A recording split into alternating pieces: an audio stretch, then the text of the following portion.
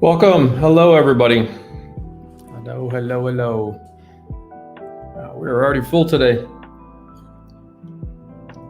How's everybody's Sunday going? Weekend good? Oh, what do you got here? Conan, hello. Phil, Brian. Let me turn down my mic, my headphones. Input. I'm a little loud in the ear. Here we go. Okay. Brian, Phil, John Fossey, greetings all. Just been watching Kelly's Heroes. The 10,000 this time. I haven't actually watched that one in a while. One of these days I have to build Ball Sherman. Hot and humid in Georgia. Yep. Matt, how are you, bud? Gareth, Dominic, Paniatos. How do I say your name? Hello, I'm guessing from Greece.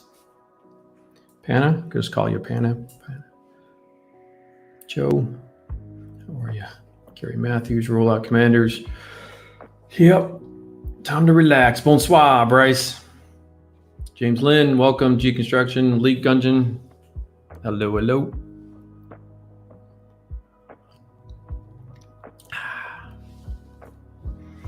Robert from Warsaw.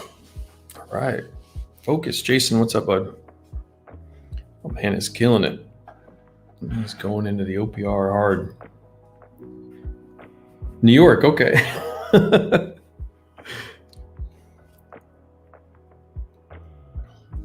Yeah, same here. My Rinaldi's came through New York. Yuba guy, greetings from Singapore. I haven't seen Zal dropped in yet. He's probably sleeping. Oh, man. So what, the Olympics just ended? I think the Olympics are over now. What else we got going on? It's pretty quiet. August is always super quiet. John, how are you? Pete Tui, DC at the pool. Oh, I'm jealous. It's a little gray and cloudy here, but we have another crazy heat wave coming. 105, 106 degrees, whatever that is. 41, 42 Celsius. Greetings from Vienna. We'll be spruing up skill models. Hope your name is Will. Craig, how are you, brother? How's it down there? What do we got? Do I have everything? I feel like I'm missing something. I'm going to try to stay focused on the StuG today, but we're going to do a few things. Lucas Rove, NFL training camp time. Yeah. Let's get some football going. Oh, there's the one Hall of Fame game happened already. I didn't even pay attention. So, let's see. Okay, a little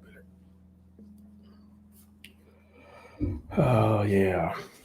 Yep. Is the music up? What is going on? Why do I not hear anything? It's on. Really quiet song. Okay. Checking all that stuff. Everything's good there. Everybody good? Privet. Val, welcome. Floor Prince, welcome. You're welcome, brother. Doing my thing. I'm doing my dude thing. Pittsburgh International. Give me some entertainment before my flight. John, you're not from Pitt, are you? You're just flying through? That's good, Will. That's sweet. Yeah, it would be probably, about 9 p.m.? Vienna? Peter Stackless, how are you? He's working on StuG, but I'm in the construction phase. Yeah, Mikel Perez. Spain, correct? Hola, amigo. I believe that's correct. Darren, there you are. Welcome. Luca, New York. What's up, everyone? Just woke up for my second nap. Sundays are double nap days. Oh, man. Everything sound okay on my end? My end? Mic check's good. Music's good. Sergiez. Well, there we go. Look at you. How are you, my friend? Where are you at today? I forget where you live, what city you live in. Sergiez, one of the main guys from Ammo, is in stream. Should be doing lessons from him. Gary, Peter. Yes, loud and clear. Good, good, good. Mike, how are you, Brian? How's your weekend been? I'm sure a little on the crazy side. There's never not a day for you where it's just not crazy. Yeah. Nog in the Nog. Sprue Cutters Union. I've not listened to that one yet. That's Will Patterson's doing, right? With Tracy and Chris, I think. I'm not a huge podcast guy. Usually because, and I tried to explain this to a friend of mine the other day, was that when I listen to podcasts, I get into it and then I forget what I'm doing. And then I get sidetracked and then I get nothing done. So that's just me. It was nuts yesterday. Yeah, the heat, and then it just, people go crazy. Oh, wow. Dun, dun, dun. Joe said he spent my morning cleaning and sanding an old goof light type. You know, Joe, I've got one, the high grade. I don't want to say it's the very first release, but I think there's 2 or 3 from the 80s, right? Isn't there 2 of those? I think like one was slightly better. I've got the slightly better one. And I tell you what, surprisingly good kit. Proportions are on point. The joints are really strong on mine. So I'm doing a custom on mine, Joe. Yeah, usually when I say custom, that means lots of thrusters. Gonna go goof, super flight, uber flight. Yeah, I was gonna pop that in stream the other day, but I had too much going on with the other stuff, so I decided not to. But yeah, we'll give everybody another 5 or so minutes to roll in. We usually give you a little bit, 10, 15 to start off. Any early questions? Anybody got anything they want to chat about? Everything's open.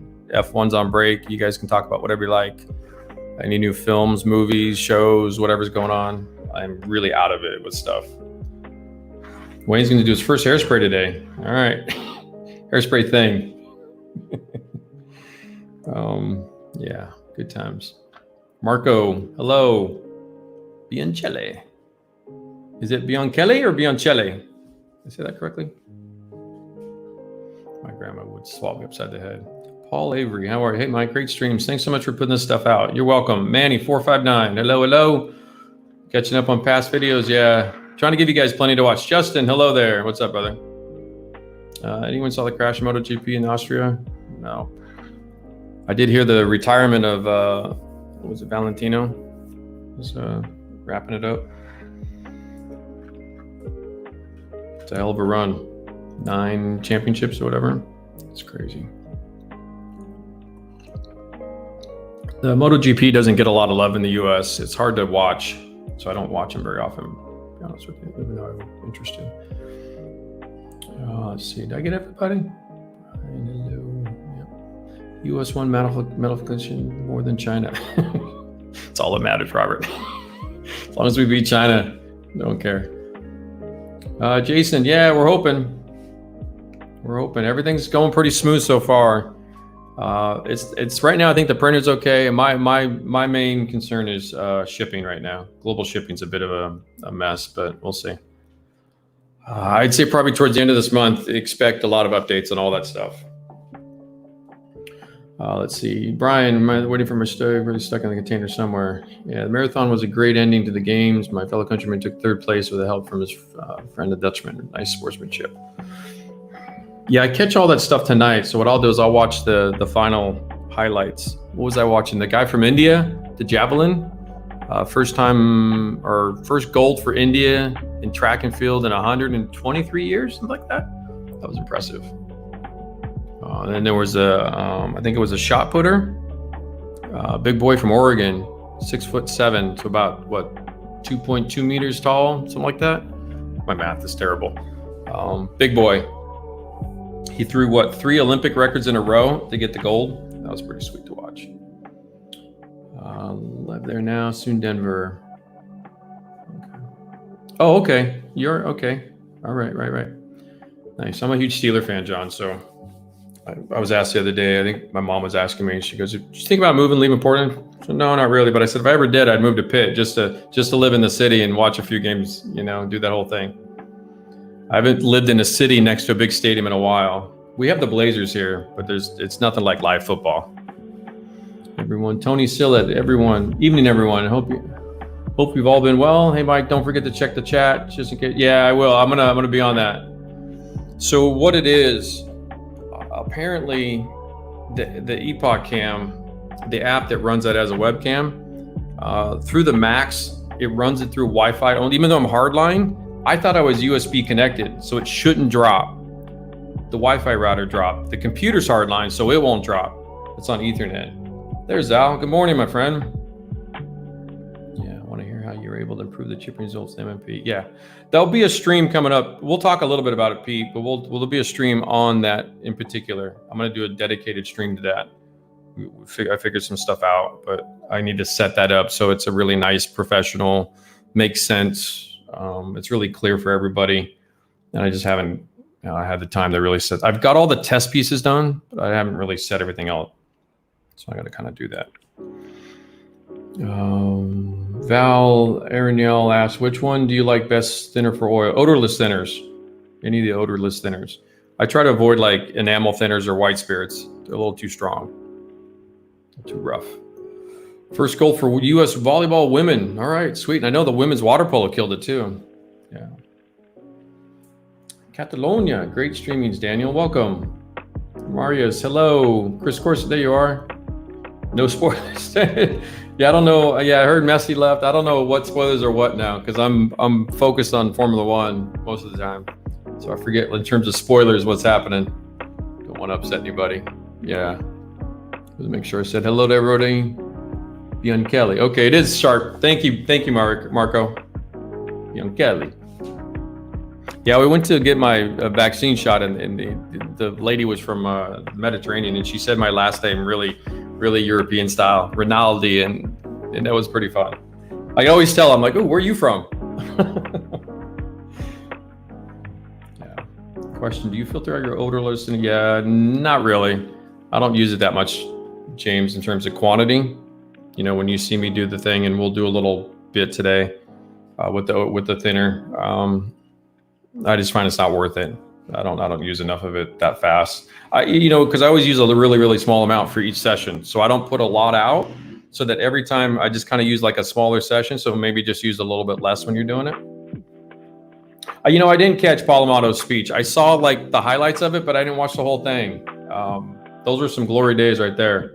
I'm going to go back and see that, Matt. Yeah, because I watched Troy all the way through college because with college ball, I'm a huge Notre Dame fan. But I lived in LA, so everything was SC related. And we used to go to the games whenever they come into town and everything. And so I watched Troy in college and then obviously through his Steeler career. So yeah, it was the old days. I miss them days.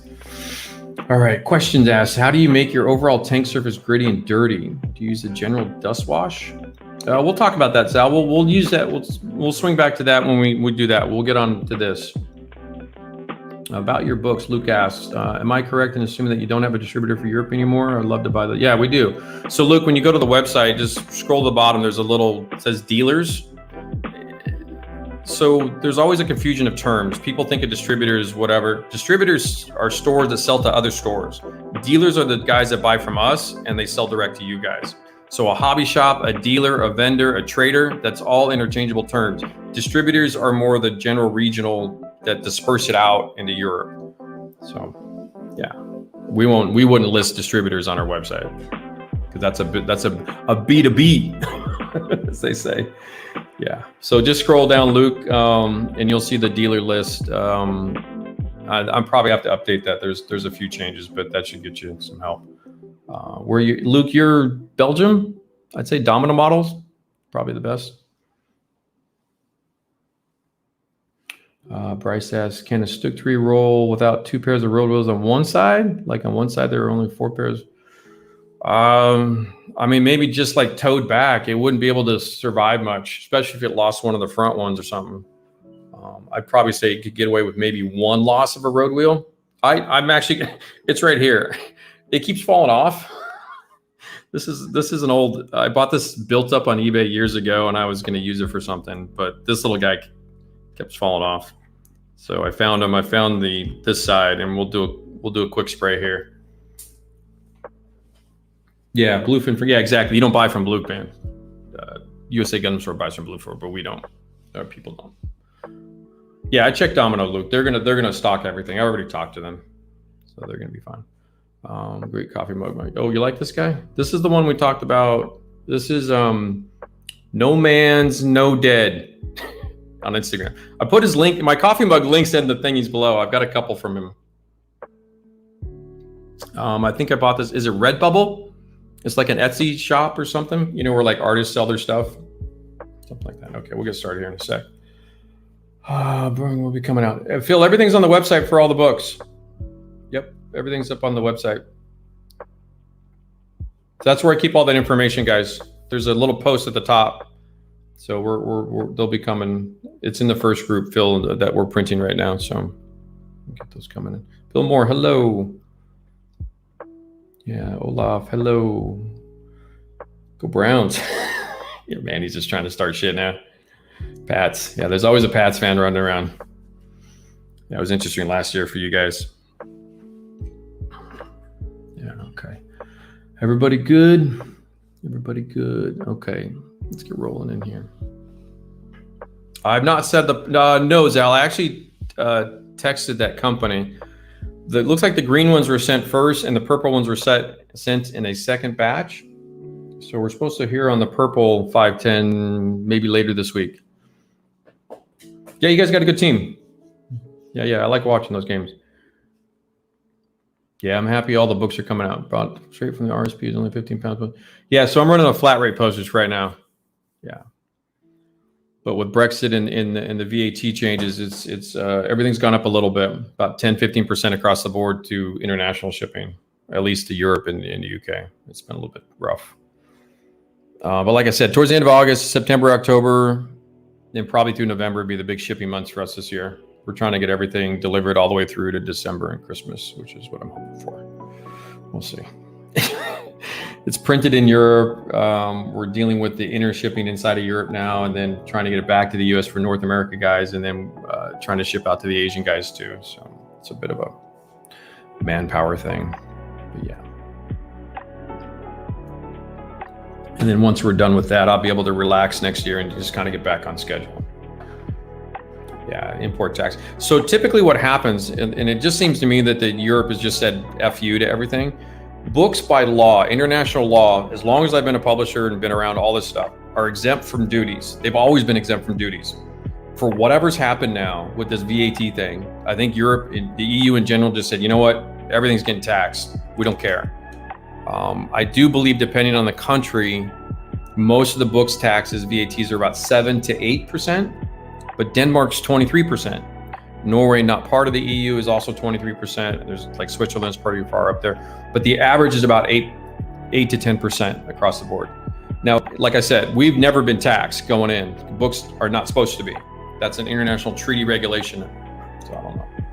Things are changing. I think they're just kind of fed up with kind of tax loopholes and stuff like that. And I think they're just kind of blanket taxing everything right now. So, okay. Oh, hey day, what's up? Potion, yeah, let's see. Indeed is like our chances. Let's see. Okay, I think I had everybody. Let's get going here. Craig Mix, yeah, ¿cómo está? Welcome. Alrighty, let's switch out of this guy. You've seen enough of my little face for a minute. Okay, El Stugo. But let's get this going because this is going to take the longest.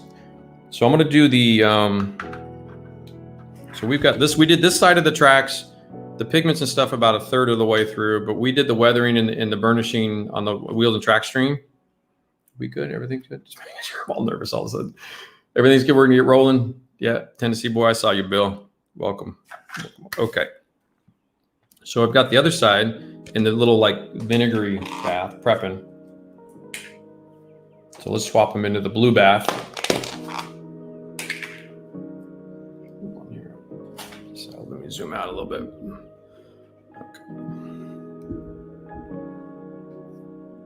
Okay, so we've got the other side. And what I had done, just to show you how I cheat, because sometimes a good cheat's a good cheat. It's like a life hack. If you build a lot of link and leak tracks, and you hate counting tracks like I do, now it's easy in groups of 10. So this is the Tamiya, this is the old Stugger one for this guy. Pop it out. Let's get out of the way. Just lay your run next to it. It'll fit, in other words. So that's how I do that. Cheat. Just use the vinyl tracks as a guide. The Tamiya tracks in particular, in the better kits, they tend to give you the accurate length. Because what happens is these are slightly out of scale, that's slightly out of scale. Things don't always line up perfectly, so you're trying to adjust by link to link. If you start with that, it gives you a pretty good fit. All gravy, baby. Sweet. Okay, we're good. Thank you. Okay. So we've got the other side in this little guy, and this is kind of a, I think I talked about it. It's kind of a, you can use the household vinegar, but it's a kind of a surface prep for the white metal, kind of pre-etch, if you will. It just kind of works a little better. You don't have to, but we learned years ago, if you put your white metal tracks in a bath of household vinegar, 5% vinegar, the clear stuff you buy at the store, it just works a little bit better. A little bit more even coverage. Just kind of getting that out. So pop them in the stuff here. Oh, I got a little spare set in there too. Transfer him over. Okay, that's already going pretty quick. You can see the colors shift in my hand out of the way there. See how it starts, the blue turns kind of a green color. And you can see the tracks are already getting pretty brown. So actually, let me watch those real quick. So I want to do a little asymmetrical track webbing. Okay, kind of a gray color. Let's go for a minute. This is the T1 Hobbies brand I showed on the track stream. This is not the solid scale. This was solid scales, and I just want to see a color difference. Question, Clinton. Hello, Clinton. How are you, buddy? Hey, Paul. Welcome. Do you think or know if the track burnishing stuff is the same as the photo etch burnishing? It looks like the same color, but shrug. I don't know. Is there somebody selling a photo etch burnishing liquid? I don't honestly know. I always just buy it just for tracks. I don't know if there's one labeled for photo etch. I would guess it's not as intense, because on photo etch you can chew the acid, especially on small pieces. It can dissolve them almost. So you want to be yeah, I would guess it's similar, Clinton, but maybe a weaker. Yeah, they make, yeah. Everybody, the Spanish guys. Where's my boys in there? I haven't seen my. Let's see. Where's Rick will roll through today? I don't know if I saw Rick on the chat or not. Get a little company going at it there. So this is kind of like a really dark, even gray. Let's go with that for a little bit. Kind of give them a little stir. And if this doesn't work, because that color's not giving me the color I really want, which is a little unusual. That's a little too even gray for me. I'm looking more of a kind of a brown spotting. Yeah. Yeah, I would guess if I were to guess at that stuff, because I don't obviously use every single product out there, that anything for a photo etch burnishing is going to be a weaker version of this. That's what my guess would be. Maybe slightly twisted so it helps with the brass. Another Kiwi. All you guys are in there today. Actually, let me see if this will. Okay, that's not really changing. Hold on one second. We're gonna make a course correction midstream.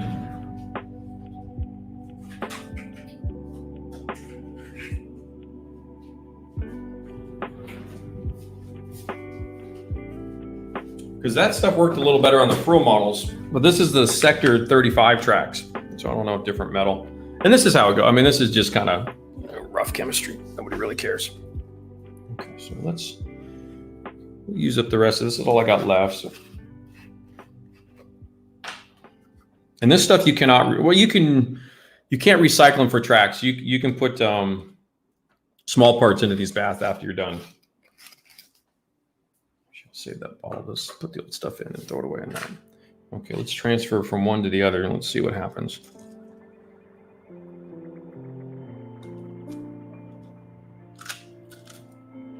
Oh yeah, there it goes. This solid scale stuff just goes. Yeah, you can see them. See that's getting really green right away? Yeah, it's getting a much darker brown track color. Not that I didn't like that dark gray, but it is kind of more of a modern track color for me. You know, this is Russian winter. I want kind of a dirty brown color. You solid scale doesn't mess around. That goes pretty quick. And also these guys, okay, so the question on the super glue with your track pins, why I don't use super glue. So these are Sector 35. They were pre-built on eBay for like 50, 55 bucks, I think. Free ship in the US. So if you can see this, guys, let me get a zoom. There it goes. See that bright spot? That's super glue. So he's super glued the pins in. That's how that happens. That's why I don't do it that way. So when I showed you the assembly process in that episode, the last track one, with the brass thing just shoved in there, that's why I do that, because you don't have to deal with that. So that's why that happens. Put all this stuff away. All this nasty stuff. Don't use dish soap to clean metal tracks. Burnishing fluid, yeah, it doesn't work well. Okay. Yeah, I remember us doing a bunch of testing about 10 years ago. All sorts of fun stuff. Yes, all too. I think there's 3 of you in there, Clinton. I know my boy Nog, and then you, and then TC. So there's a few for almost 100 on stream. 3% are from New Zealand. Okay, so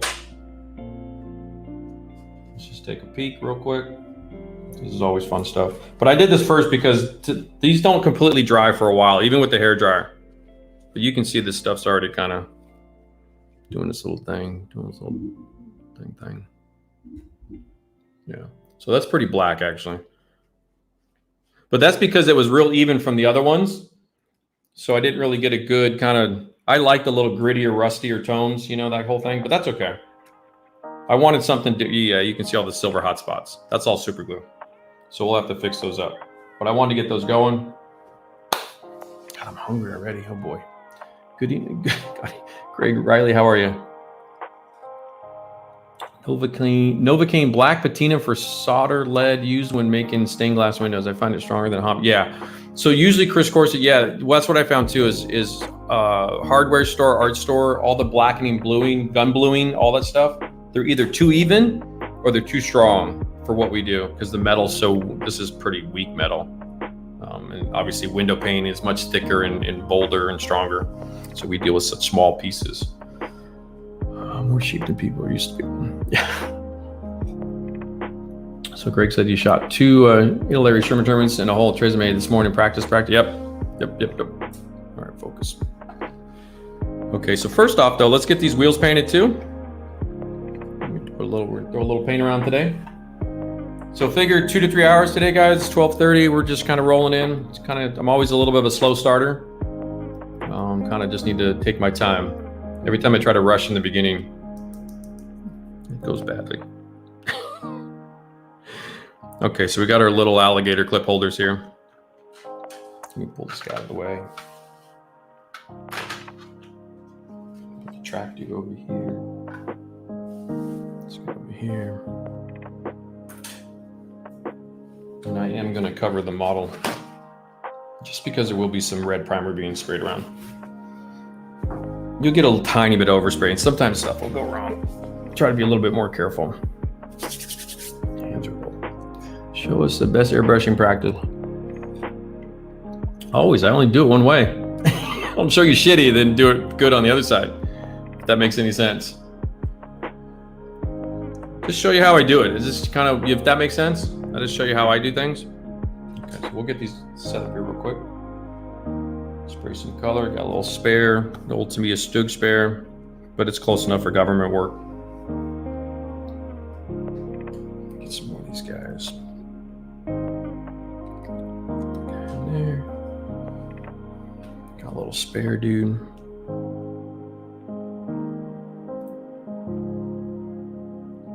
Okay, let me get this guy. All right. So this will be interesting. This will be kind of fun. So we've got 1 in the tan plastic and 3 in the dark gray. And one of the things is when you spray a red primer over your dark grays, it turns really dark because it's a dark base and it tints. You have to add a lot of red primer to make it a true red primer. So we're going to throw in a couple drops of pink primer into the red primer. So it shows you what happened. You get a little bit more of a brighter pop.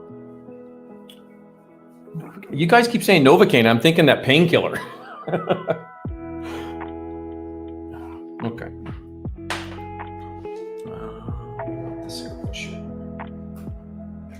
Okay, so like I said, I've got multiple airbrushes, and this one's my primer. My bigger cup one's my primer one. It's a 0.3 as well. You can spray this with a 0.5 also if you guys want. There's some nice 0.5s out there. So my airbrush is set up to about 13, 14 PSI on the compressor. And then I have, like I said before, a quick release. Got a little MAC valve. It's been a minute since we've sprayed. I feel like I haven't airbrushed on camera for a while. Anyway, this is an old MIG Productions. It's a Sparmax 0.3. I think my boy Adam Wilder sent this to me a long time ago when he was working there. But anyway, I found it, kept it around. It's a good little, like, just general use brush for me. Doesn't matter. I don't get into airbrush brands too much. I just like what I like, and you guys can use what you use. Let's see. Marino, you are not late. You're always on time. You always show up when the good stuff happens.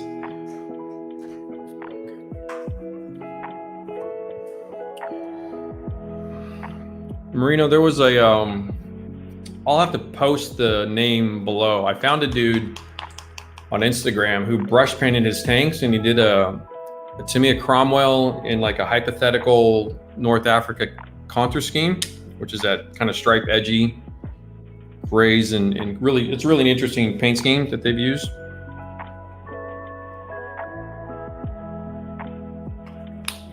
So I'll put a few drops of the pink in. I'm just kind of visually doing this one. I'm not super good. Primer's primer. I'm not gonna worry about it too much. I'm not trying to spray tight camo. Where's my thinner? Okay, with the Mission thinner, it's a 2-part system. This catalyzes it, so you've got to use your stuff. Otherwise, it won't kick off. Just kind of eyeballing down a little bit. I need a little mixer brush. I need a whole shitty one.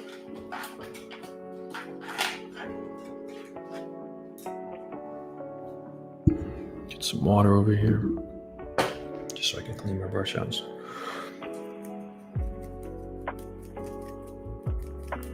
Oh, it's pinker than I thought. Okay, let's put some more.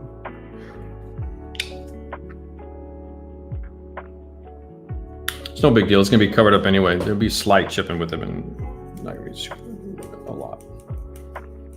This will just cover the dark gray a little better. I've noticed with pure reds over the red primers over the dark gray plastic, it's kind of muddy color. Yeah, but anyway, Marino, I want to try. I'll put a link into him. It was really nice brush painting work. At least he says on there it's all brush painting. There's no airbrushing. Okay.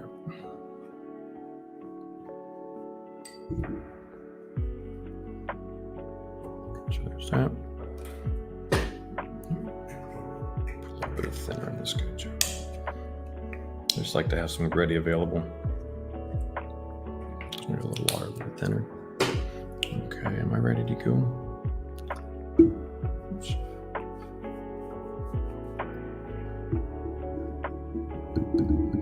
I redid the mic location, the camera location. Trying to get the cables a little neater. So I'm trying to get a little more brush space. I kept hitting the camera all the time. You guys know that too well. Get that.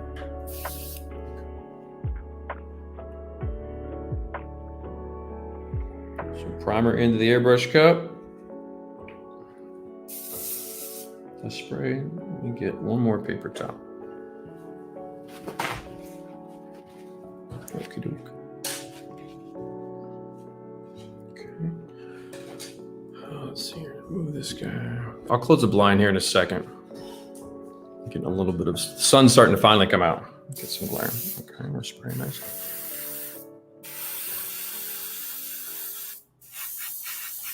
This is just spraying some primer.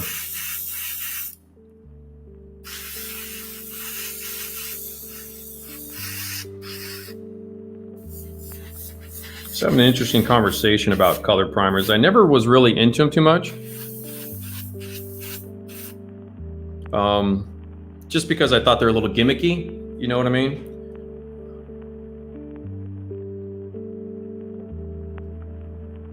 If you hear that growl, it's my stomach. Put them in the little drying rack over there. One of the reasons I like to do the road wheels in particular, usually if you're taking this real serious, paint them inside, then glue them. It's a little bit easier if you want to get real precise. But with German road wheels, sometimes a little red primer showing off on the inside between the road wheels is a nice touch.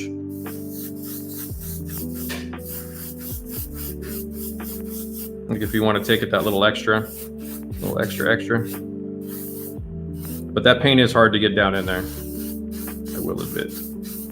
So Panzer III, Panzer IV road wheels, if you want to get a little hot dog, pre-paint the insides in the red primer, then glue them together, then paint the outsides. Let's do the idler.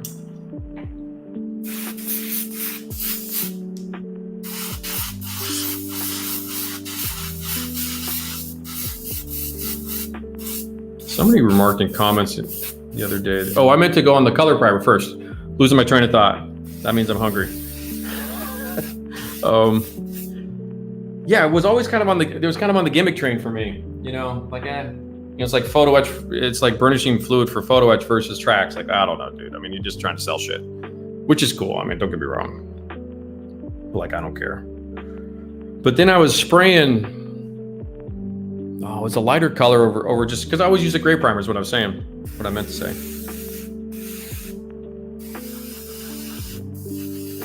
And so when I started doing the color primer thing, I'm like, makes a difference. So I'm kind of on the colored primer bandwagon now. Especially when we did the Gundam, where I did the gray primer parts, and then I sprayed that Insignia white 5 or 6 streams ago, 10 streams ago, however long that was. And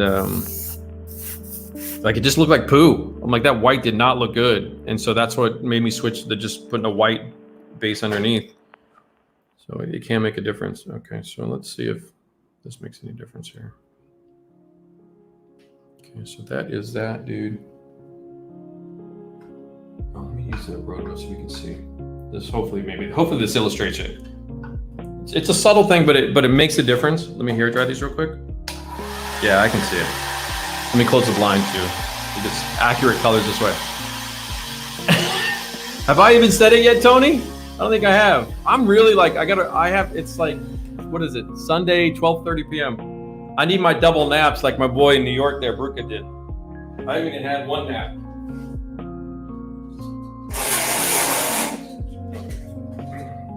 Cut some of that glare down for you guys.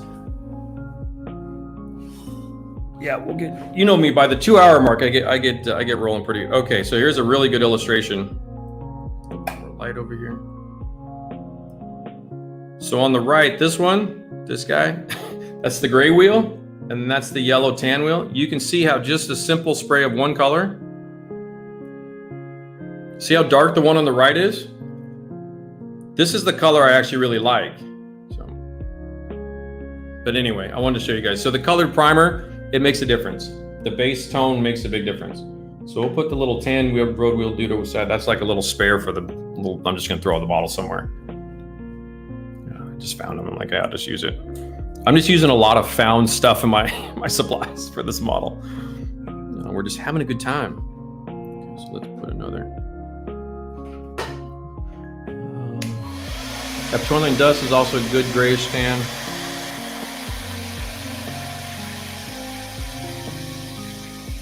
What do I use as a pigment fixer? It's multi-level, not just one answer. Most of the time it's Tamiya X28 thinner. And then when I want a heavy mud application, which I think we will for the StuG base, I'm gonna try to do some cracked mud for you guys. Also, look how nice the primer, it's almost a satin. Let's put a little bit more. I don't know where the focus point is anymore in this camera.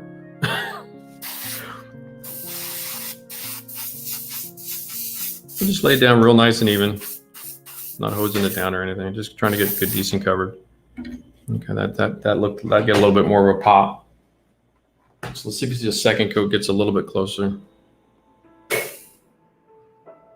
Still pretty dark though. So that's what I'm talking about, where it does actually quite make a difference. The funny thing is we're going to go back over this with Panzer Gray. So there's that problem. Okay, do I have enough on all these pieces? Let me just make sure. I don't really need a ton. I just want to cover the plastic. I'm not really looking for anything super nice. And so sorry, rollout. X28 is my main one for acrylic because I use acrylic base coats, but when I use heavy mud applications, I'll pull in the regular pigment fixer. Crack the first brew when the chat reaches 100. It's a massive difference. Open Jimmy Jim's going to work in the morning. Oh, what's the massive difference? Oh, the color. Yeah. Sorry. What's he talking about? Yeah. You're right. It is. And it, like I said, with the Gundam. Oh, let me show this too while that's drying for a second. So this is what we were doing. So in the Gundam weathering stream, the last one, kind of just rolled in here and did a little more weathering over the weekend. I had a lot of fun with it. Just a couple brushes, little oil palette, just super chill.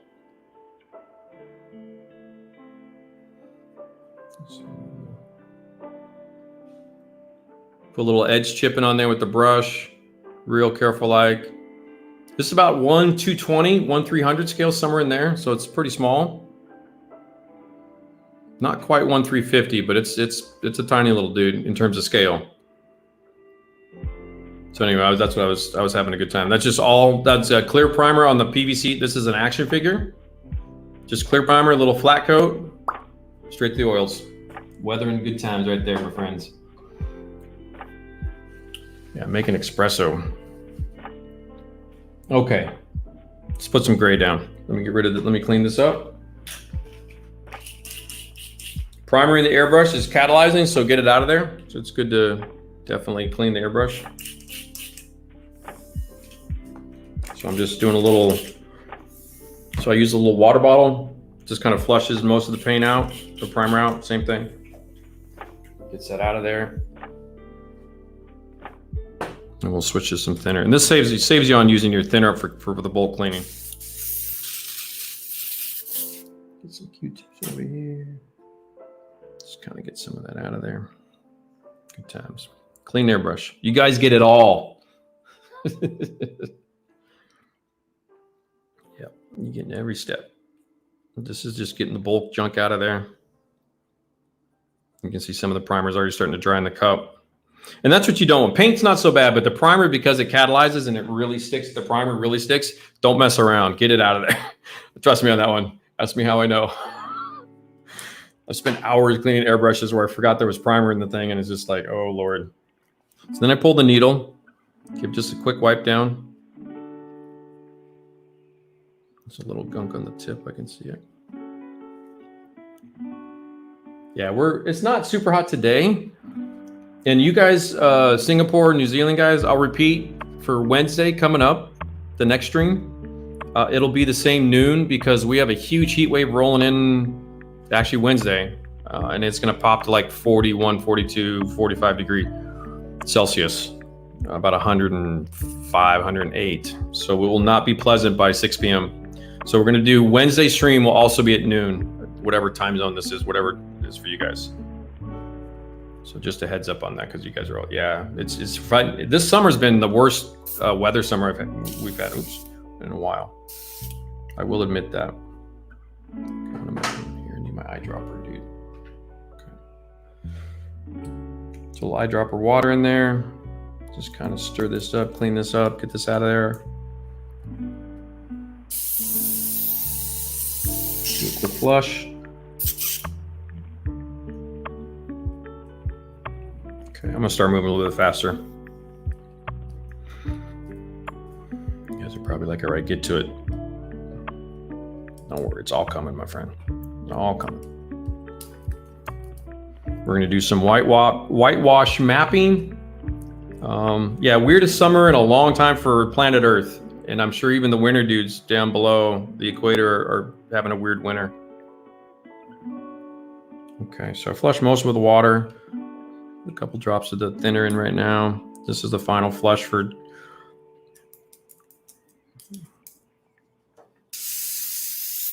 Just gets the rest of this kind of little backflow. This microphone picks up the smallest mouse fart.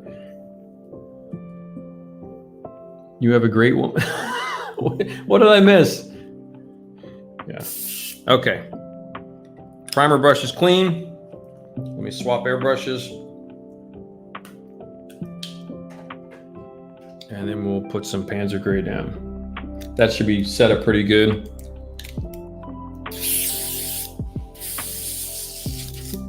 I did a quick flush of the airbrushes this morning. Anytime you don't use your airbrush for a couple days, couple weeks, whatever, always give them a good flush before you sit down to spray with them.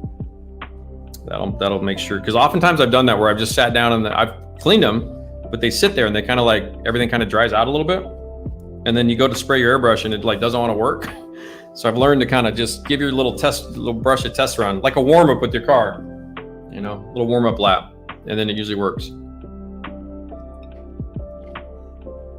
Yeah, we had a couple hours of rain, just kind of spitting down, real muggy, like real southern style. Alex, what's up? Mr. Benvenuti, bonsoir, mon ami. Good to see you. Okay, Panzer Gray. This guy. I'm just gonna slap some down. I did bring some tire color out to hand paint some tires, but that might be a little too boring. So we'll see if we get to that. I might skip tire painting in terms of the road wheels because it's just like super tedious. And they're glued on, so it's even worse. Again, not my model. I mean, I didn't build this one. I wouldn't typically. I usually paint all my road wheels off the model. Okay, what am I doing here? Just a little mixing cup. This guy. Okay, Panzer Gray. Little bloop bloop. That's plenty of paint. I'm just eyeballing stuff. I'm just knocking stuff over too. I'm just eyeballing my mixtures.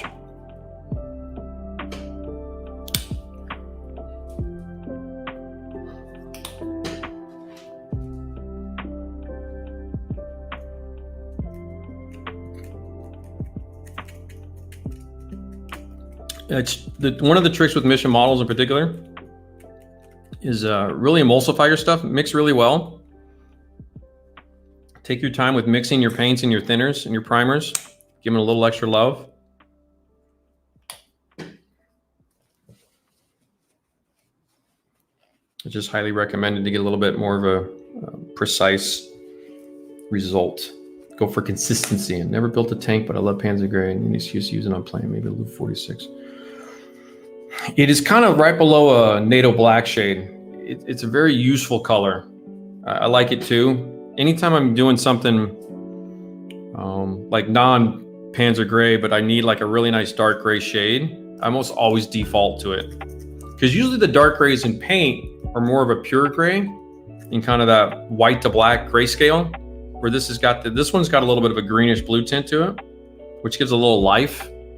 And when it dries, it does kind of feel a little bit more like the real color. But yeah, for just like a nice dark gray color, Panzer Grays, all the paint brands, Panzer Grays are great for all sorts of stuff. There we go. Let me just show you, oops, even though I just cleaned that brush. So what I look for, Zal and everybody, airbrushing. Get it together, Mike. Okay, when I say I'm eyeballing, that's what I'm looking for. That little run down the side, that tells me its thinness is on point. And some people say skim milk, whatever. With Mission paints, I go just a little bit on the thicker. So if you're used to like a 50-50 blend in your other brands, this one you can go a little bit less. More like a Vallejo Model Air thinning, if that makes sense. If you use that, or a Life Color thinning, you don't need to thin those as much as say the acrylic lacquers. So you do have to adjust your thinning ratios for your brands. So just be aware of that. Just add some more metal thinner coat. Getting low. Okay, got that. Got this guy. Do a little quick test spray. So this is to me a super fine, because I am super fine and super fly. Well, yeah, sprays beautifully. Boom, done. Okay, got that. Get this out of the way.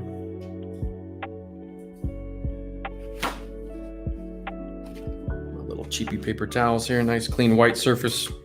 Give you guys the best. But missing any questions? Everybody good? Always had a problem getting it through the airbrush. Talking about Life Color, do you thin with water? Yeah. You know, it's so funny, Alex, I hear this. Okay, so before I start, probably for everybody listening to this one, pro tip, especially with watercolor acrylic, a lot of them don't play well with alcohols. Rubbing alcohol, isopropyl alcohol, kind of the same. If you're cleaning your airbrushes with lacquer thinner or alcohol, and you use a lot of the water-based stuff like life color, emission models, this was part of my testing where we started to realize that alcohol does start to mess this stuff up. So I recommend if you're having issues spraying a paint and you're using other products to clean with that are not native to that stuff, chances are really good that's where the source problem is going to be hiding. Whether it's a Windex, an ammonia, alcohol, lacquer thinner. If you're struggling with some of these other more pure water-based stuff, that's probably where I would look. That's where I'd start. So you're gonna have to flush your airbrushes out really good, clean the snot out of them, everything, strip them way down, spend a good hour on it, that kind of a thing. Not fun, but it makes a difference. And then like I was saying before, I recommend now is if you're gonna spray that brand a lot or something, then just, that's your airbrush for it. And then get another one for all your other Jimmy Jams. That's how you do that. And usually you should have no problems. Like I don't have airbrush problems anymore. Like I've got a acrylic lacquer brush up over here or alcohol or whatever. Yeah, so just that's probably if you're having airbrushing issues, it's going to be a chemical conflict. Okay, let's put some Panzer Gray down. Just sprays beautifully. Look at that, I'm done.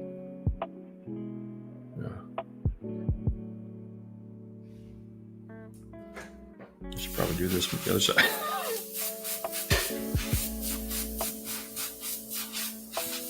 Having a good time, spraying a dry sprocket. So fun. So random. This is what happens when there's no sports on. Like I just go nuts. There's no car racing. The Olympics are over. There's no football yet. Soccer. I don't even know what's going on in soccer. Tour de France is over. Like I don't even know what's going on anymore. I finished the Bad Batch on Disney. If you guys haven't seen it and you're Star Wars fans, dude, talk about connecting dots. I'm actually not going to spray the contact surface because that's metal. I don't need it gray. I actually want a little bit of the red showing through. Trying to get little nooks and crannies. And if a little primer red shows through, that don't bother me none anymore because that's kind of sometimes you'll see that in real life anyway. Gives you that little extra love. Okay, so this dude here. I think I chewed it up or something for another project. It's all kind of, the rubber's all beat up. So we'll use it as kind of a spare road wheel on the tank.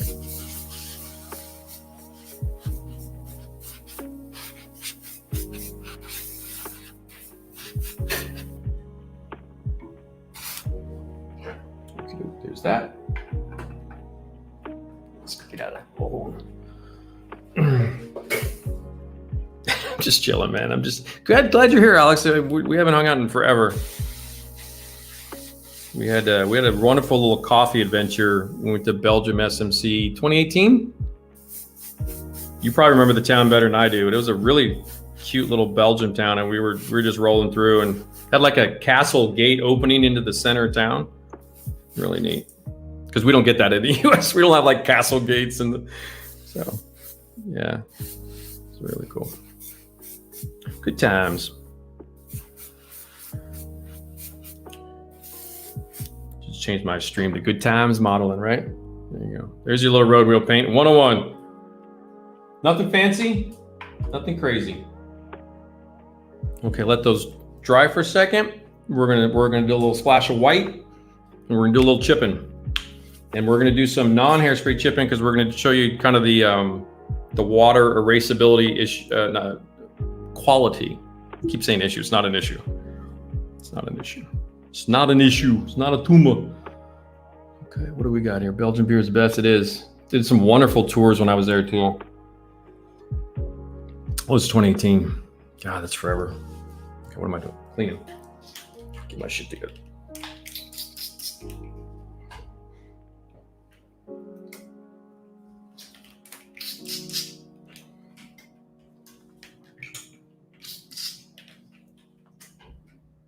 Okay, there's that. Get the rest of the paint out. Get a Q-tip. Wipe the insides out, a little water. This just saves on the thinner. Gets all that out of there. I like to pull the needle real quick. So I put the towel across my lap, so it's my third hand at the time. SMC cancel again. Yeah, did they? Oh, did it happen? Okay, I'm not surprised. I figured this year's a write-off. How are my Vegas boys? IPMS Nationals. Is that still a go? Because I know a lot of cancellations have come through on that one. It's not a Tuma. Gould, what's up? How are you? Yeah, so it is a silent compressor. The company's actually called Silent Air. The link's in all the descriptions out, by the way. It's expensive. Don't get me wrong. That's a deposit on a car, but it's going to last me at least 10 years, at least, if not more. Okay, so let's get a little thinner in that. Clean the cup out real good, and I'll put the needle back in. Clean the little nozzle in here real good. Okay. Come on, get over here. I clipped my fingernails. I can't grab that. Has anyone mixed dark yellow to the washable white paint? Interesting. Do it. I've not. No, I don't have any of the washable paints. Belgian beer, mussels, and oh, that sounds really good. The frites.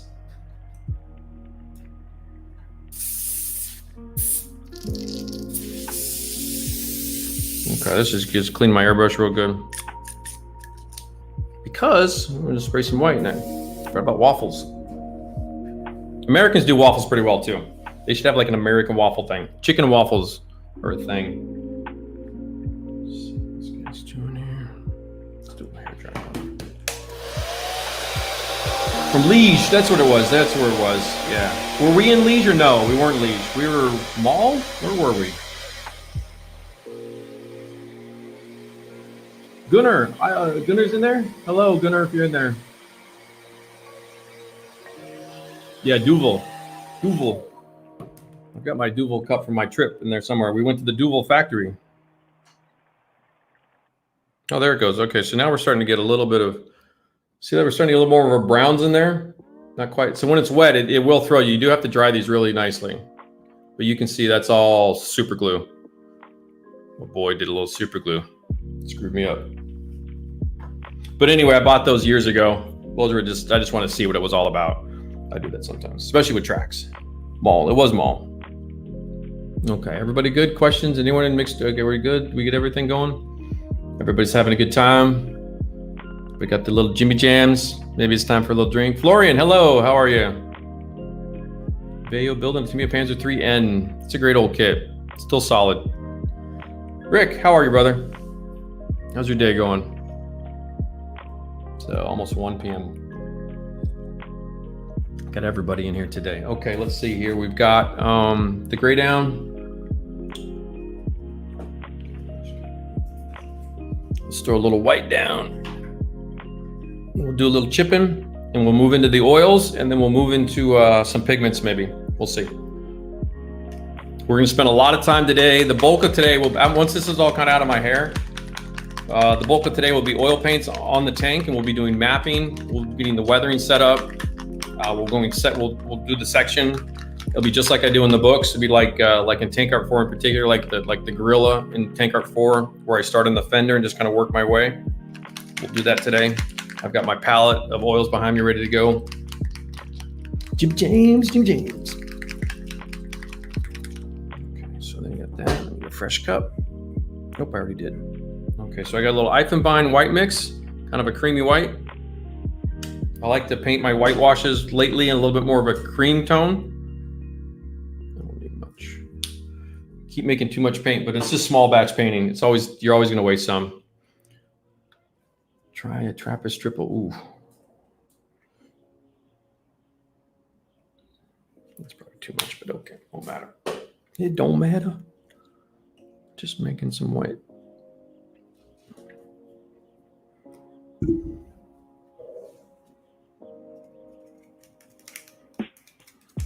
That's a beautiful color. Nice creamy eggshell white. Show some love and thumbs up. Yes, thank you, Matt. You're always really nice with that. I appreciate that.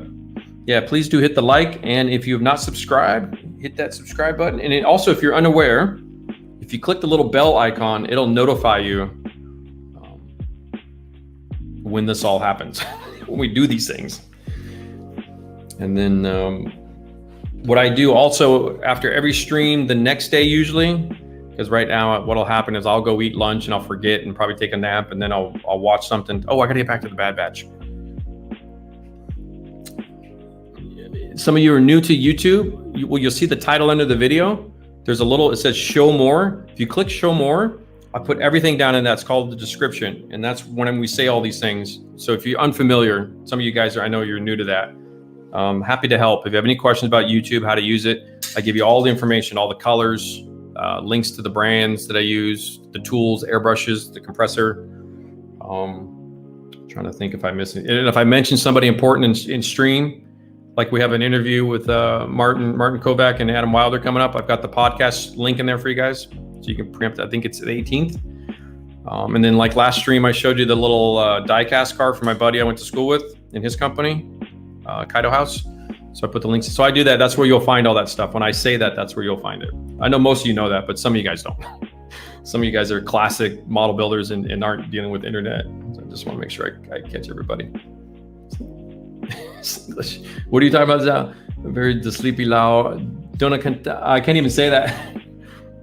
Tell you what, though, if I ever make enough money, Zal, I will come watch the Singapore F1 race at night. That would be a fun one. Okay. I'm easily sidetracked today. Throw the white in the thingy. All right. So today's chipping efforts will be Sans hairspray. We're going right directly at paint on paint.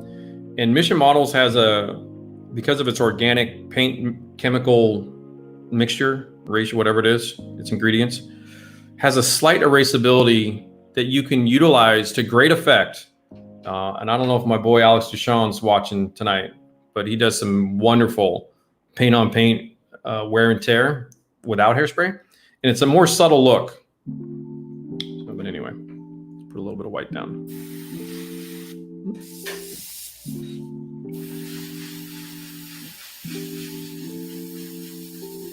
Now, this doesn't have to be perfect by any stretch of imagination.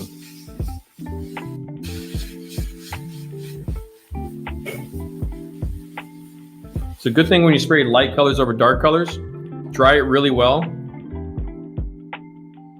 Because what you find is you get a lot of translucent, especially as I layer up real thin.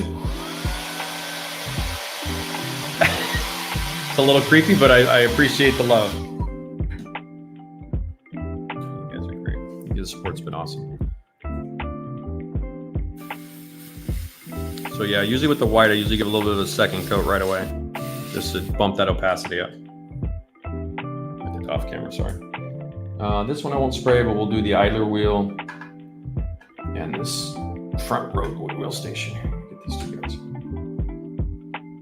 I can do this here. I'm a dude, but I'm gonna multitask.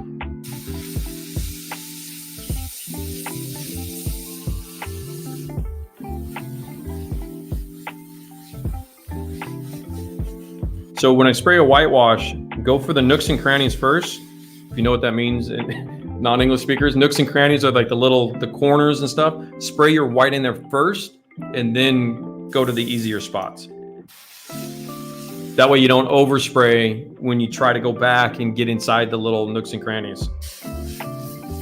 That comes from the English muffin, what we call the nooks and crannies. Hopefully y'all know what an English muffin is. I love them.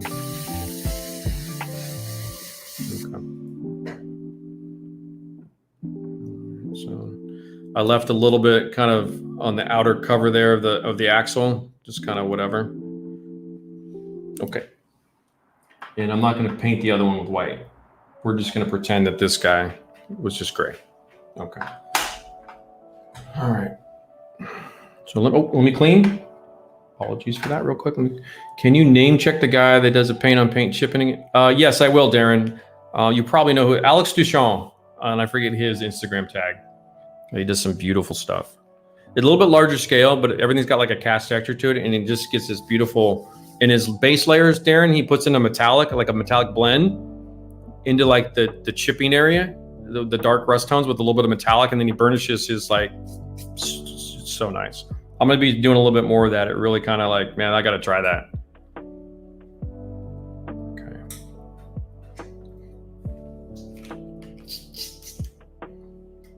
and it gives you that kind of a softer rubbed off look versus the hard, sharp chips. I was talking with another friend, Belgian friend, in fact, and we were talking about the differences between like emission models chipping and a Tamiya chipping.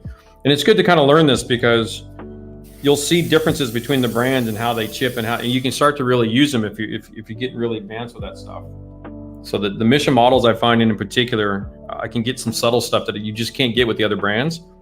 But if you want that kind of really sharp, choppy chipping, you know, where it just comes off real stark, then the Tamiya does work a little bit better. So as you start to get a little more advanced, it's kind of the things I've been putting a lot of chipping testing lately. So I've been kind of refining my own, which is fine because that's often how I do my own stuff anyway. I'll refine processes over time.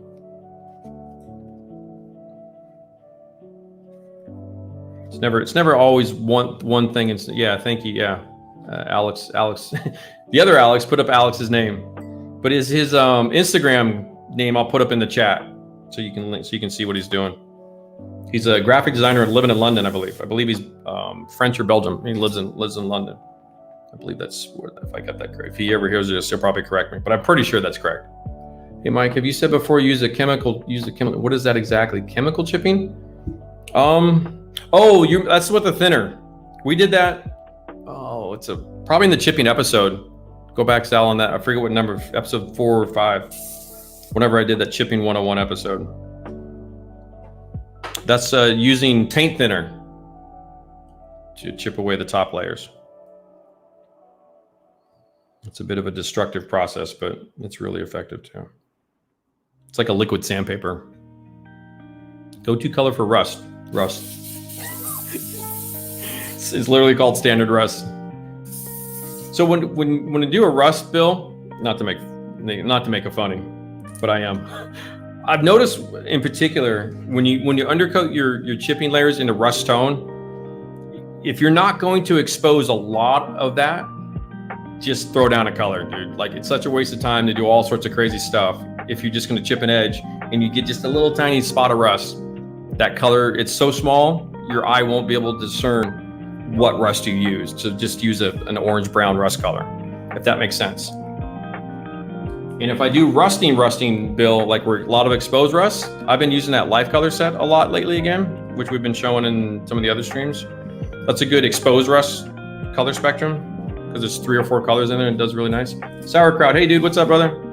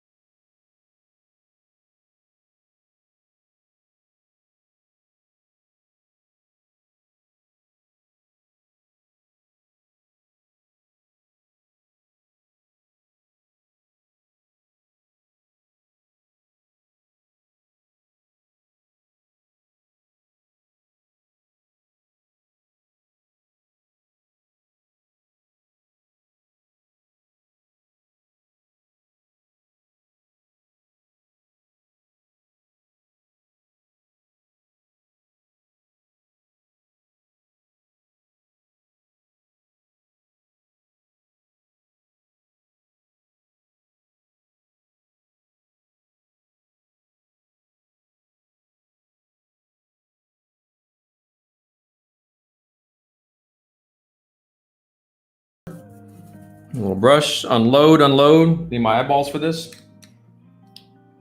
Yeah. Let's see what else we got. So, okay, just kind of scooting closer to the camera here. Good. Okay, start in a safe spot. And then add water as you go. Take a second for the water to start doing its thing. There it goes. So you can see those 2 bolts right there. Cleaned it off real quick.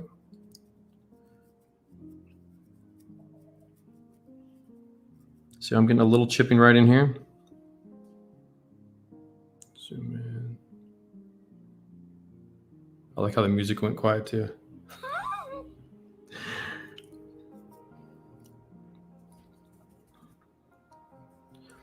So because there's no hairspray underneath, it's not gonna like go crazy. There we go. You see that right in there? Right in there on that spoke? Little subtle, see those little subtle scuffs? That's what I'm looking for. There's a little bit of a chip right there. Keep moving. Keep on moving. Don't stick around. See, I'm getting nice little scuff marks in there. So, and I haven't pinned down the time window yet. And I will be running scientific tests, real scientific, like with a lab coat on. Oh, here. Off camera a little bit.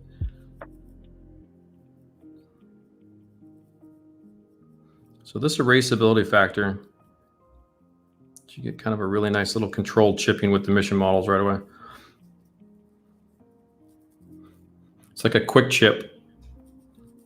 It's like a bag of Doritos out of the machine in the hallway. Like you just need a snack, just a chip snack. You just don't want to mess with stuff.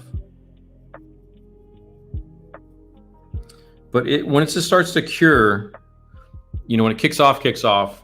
Vallejo does this a little bit too, where it's got a window. I would say probably like you're going to start seeing this get hard in about an hour, 2 hours. It can get real difficult. 4 to 5 hours. This is the water part won't be doing quite what it's doing right now. I don't know how long that was. 10 minutes, maybe. So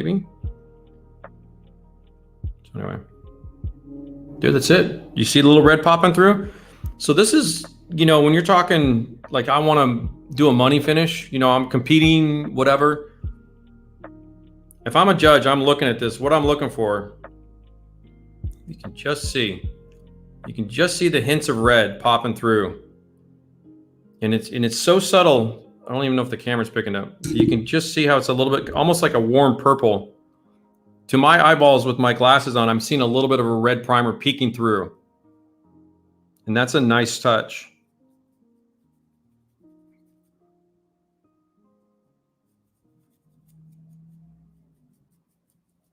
Let me try to overdo it a little bit.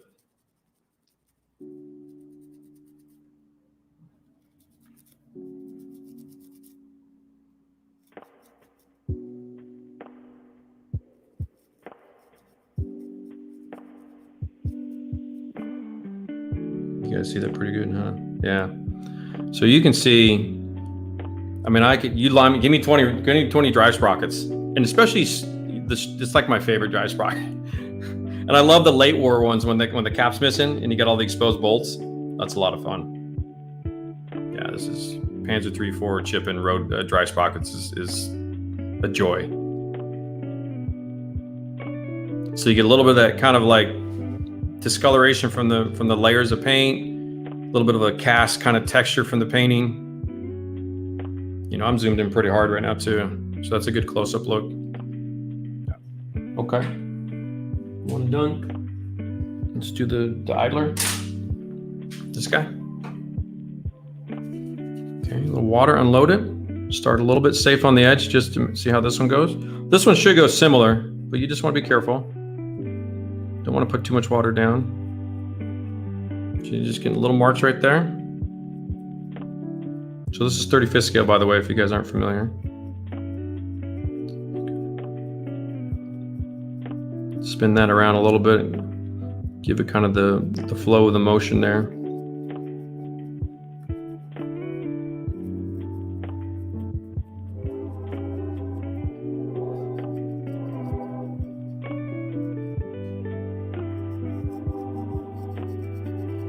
So you can see how by painting that, it's almost like a pre-shade, post-shade, where you get a little bit of the gray peeking through. You get the combined with the chips and stuff in there and gets a nice little wear and tear going. And I could use, if I want to be fancy, I want to be night shift fancy. Let's get a little fancy. Picking up your little.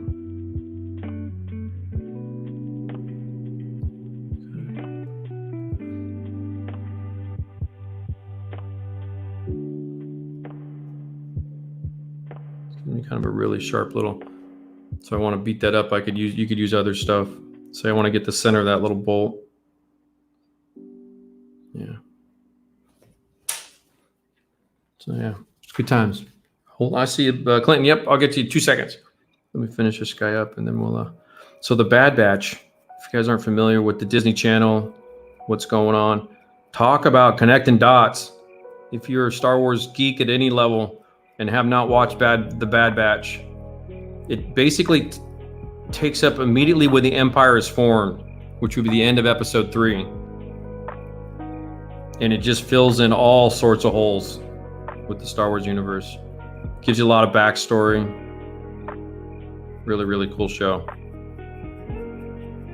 Probably the best of all the anime series that Disney has done, I think. Really cool show. Beautifully drawn, too. Really nice quality of the animation.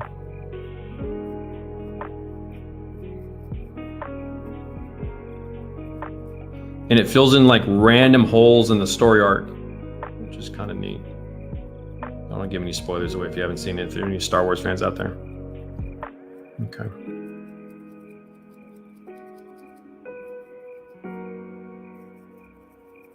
Get one of these guys kind of gnarly. Oh, that's cool. So this is what I'm talking about. You see those real tiny little, they're like the width of the bristle.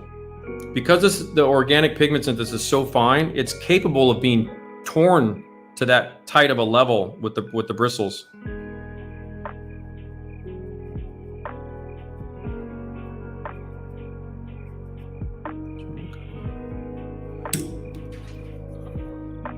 That's what I like about this.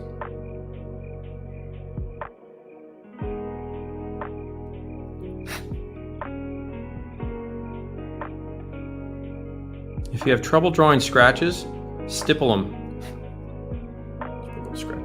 Your eye will be fooled. If you kind of dot that line, it's a little bit easier sometimes than trying to muscle your way through and getting too heavy of a line. Okay. Yeah, it turned out pretty cool. Okay, so these dudes are chipped and ready to go. Nice. Okay, did I miss anything? Question: When masking over hairspray paint, do you experience? You can, because understanding what you're doing is, yeah. I mean, you obviously get what you're talking about because you've dropped your adhesion quite a bit. Detack that the mask or the tape as much as you can, and don't press it. Obviously, don't burnish that tape down.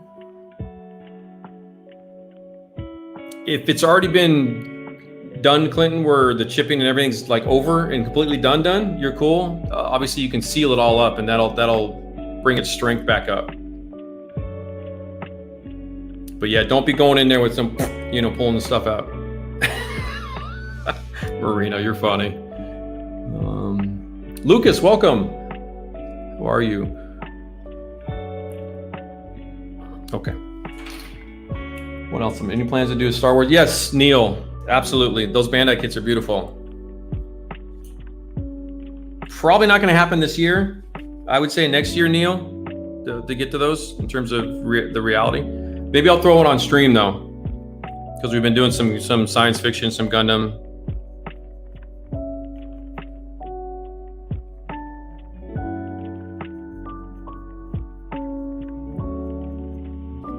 A little too much water there. It was just too wet. It's going to cause a problem with this kind of stuff. Keep it PG. And so what you see me doing, see the top of that axle cover? Where's mine? Let me get this right. Okay, so what I'm doing, see I'm kind of using the side of the bristles. So I'm not always using the tip. I use the sides to kiss that. I do kind of an edge burnishing. That's how I'm getting that edge on that axle cover right there.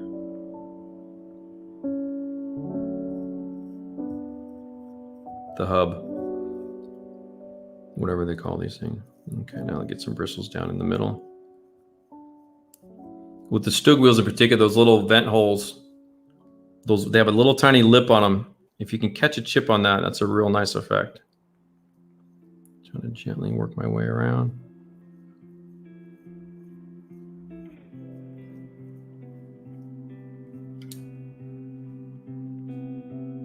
Yeah, so there's some super fine. You guys see those right there? They're right in here.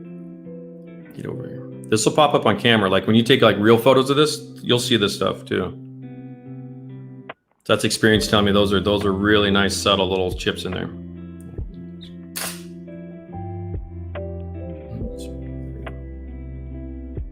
Yeah, so that's actually quality. That's some quality chipping for you. I'm doing my job. If for argument's sake, if you don't want the subtle red to come through, do you let the gray cure for long? Or just don't use red primer, Martin. If you don't want any red showing, you don't have to use a red color. You can just do it like a typical, like just model paint gray primer shit, or like a dark gray primer. They have a black primer. I don't think there's a Panzer gray primer. But yeah, that's that. Like if you just don't want that stuff, Martin. And if it, and by the way, too, this happens all the time, by the way, like all the time. If that happened, Martin, and say there was a lot of red showing through and I didn't want it, I pull out my paintbrush, get a little Panzer gray, just touch up. Touch up is like, I don't want you guys to think that there's like some, like this is it. There's so much work that goes into the back and forth, like you do the process and then it goes like 90% really good. And then there's a little tiny bullshit. Oh man, you gotta fix it. Take your time, back it up, do your little autocorrect, autocorrect with a brush. These came out really nice. I did a pretty fair job right away, so I didn't have any real problems. But like, say if I'd screwed up that hub, you know, I'd have to do a little airbrush retouch and fix some stuff. So that's always part of it. Fixing mistakes is whether I incorporate it or I outright fix it. Happens all the time.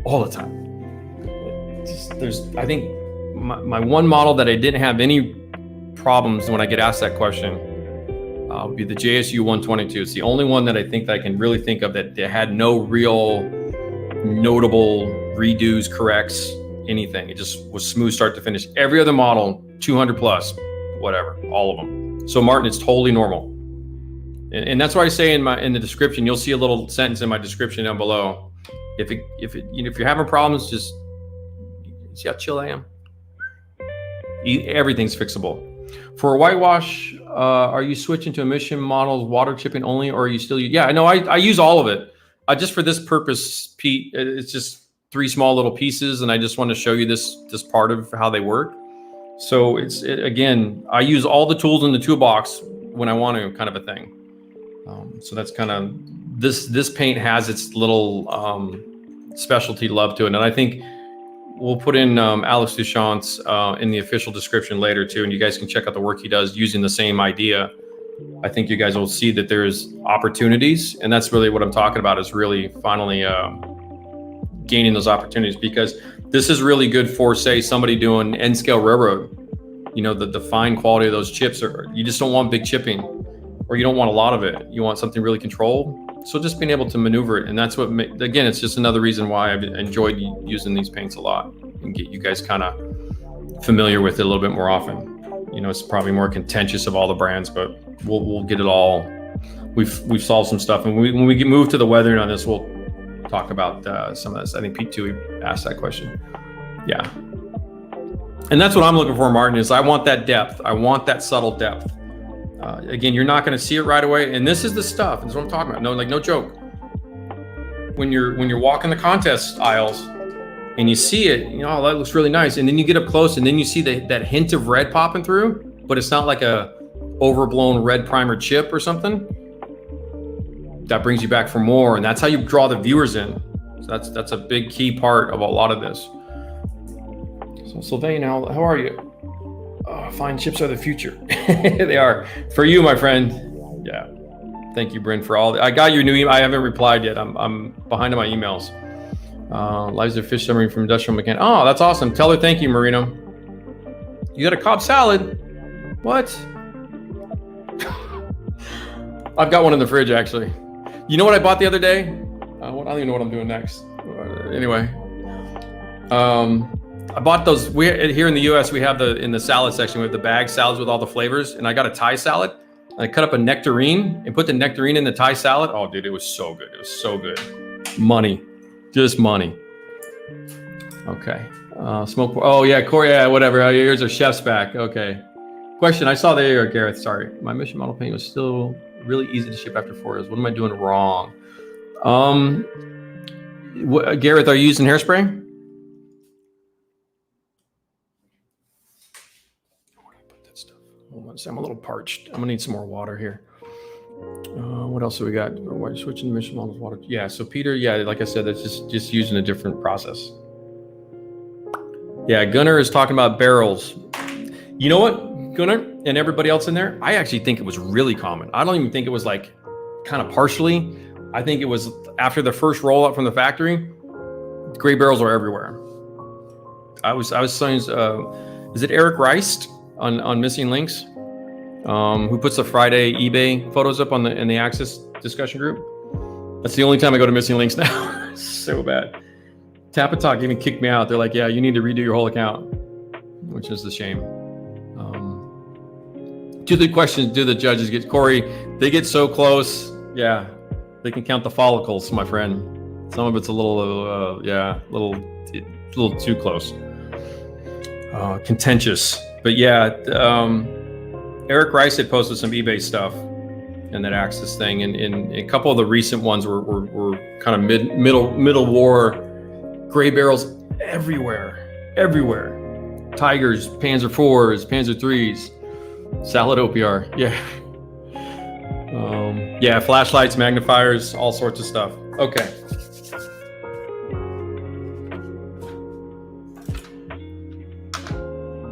Good times, my friend. Thank you all for being here today. I appreciate it.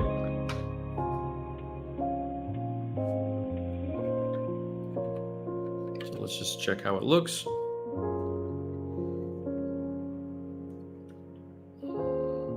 It's like it never was missing. And I like the fact that this one was more opaque and this one, see how when you get that blind might have to come down a little bit. To my eyes, this one's really faded. This one's a little bit stronger, which is fine. We'll put this guy here.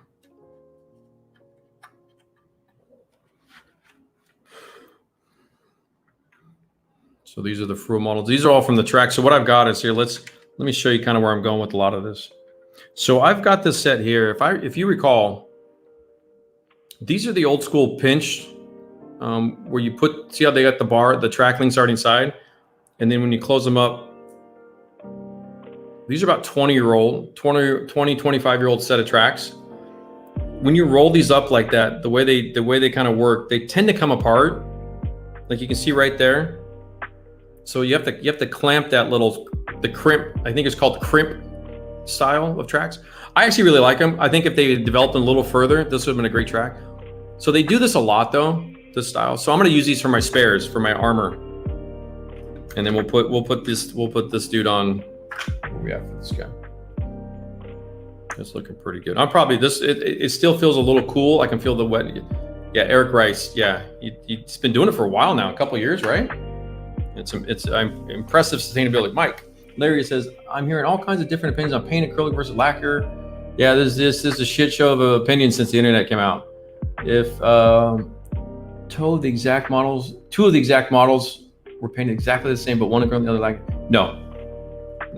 There's the whole bunch. I could use craft paint. You never know.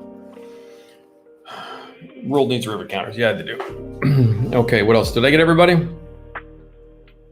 Rivet counters everywhere. That's right. It's the same in everything. If you're in the car forums or the blanket quilt making forums, those girls are vicious. You know what needles you use, what thread you use. You're using the wrong color thread. Like they're vicious. Yeah.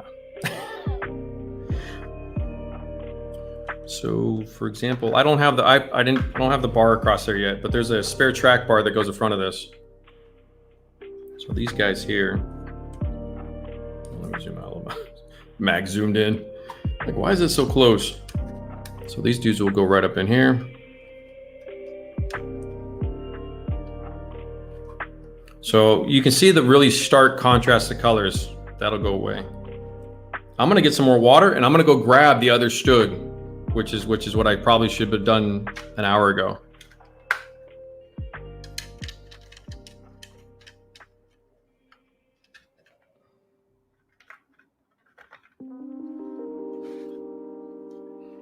But right now, I can see that the harmony of the colors is gonna be really nice.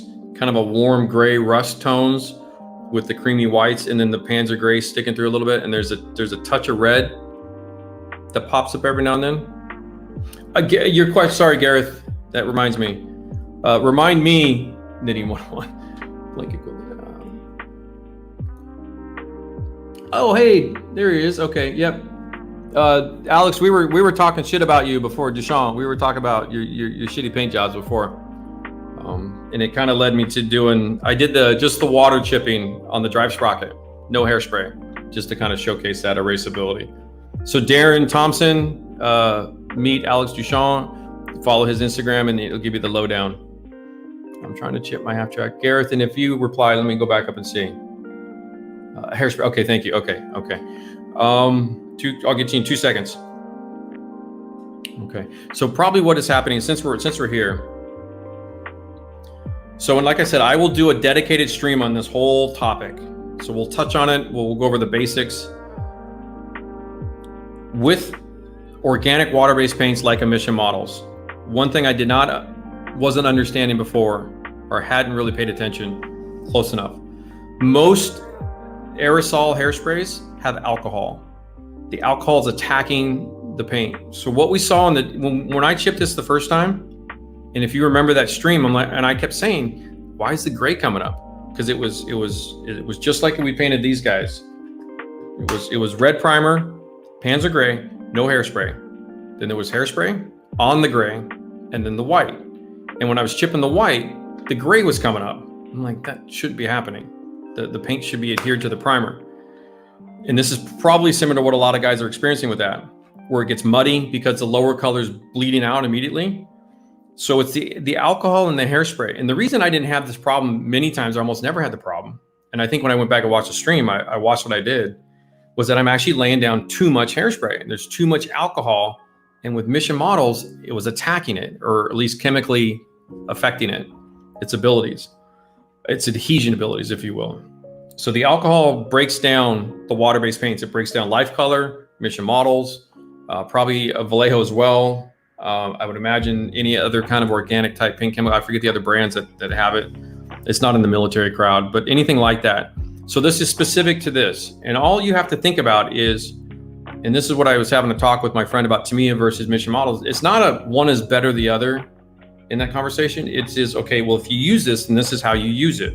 If you use that, that's how you use that. It's just, you just have to remember and keep it clear. It's not hard to keep it clear. It's just like between enamels and oils and lacquers.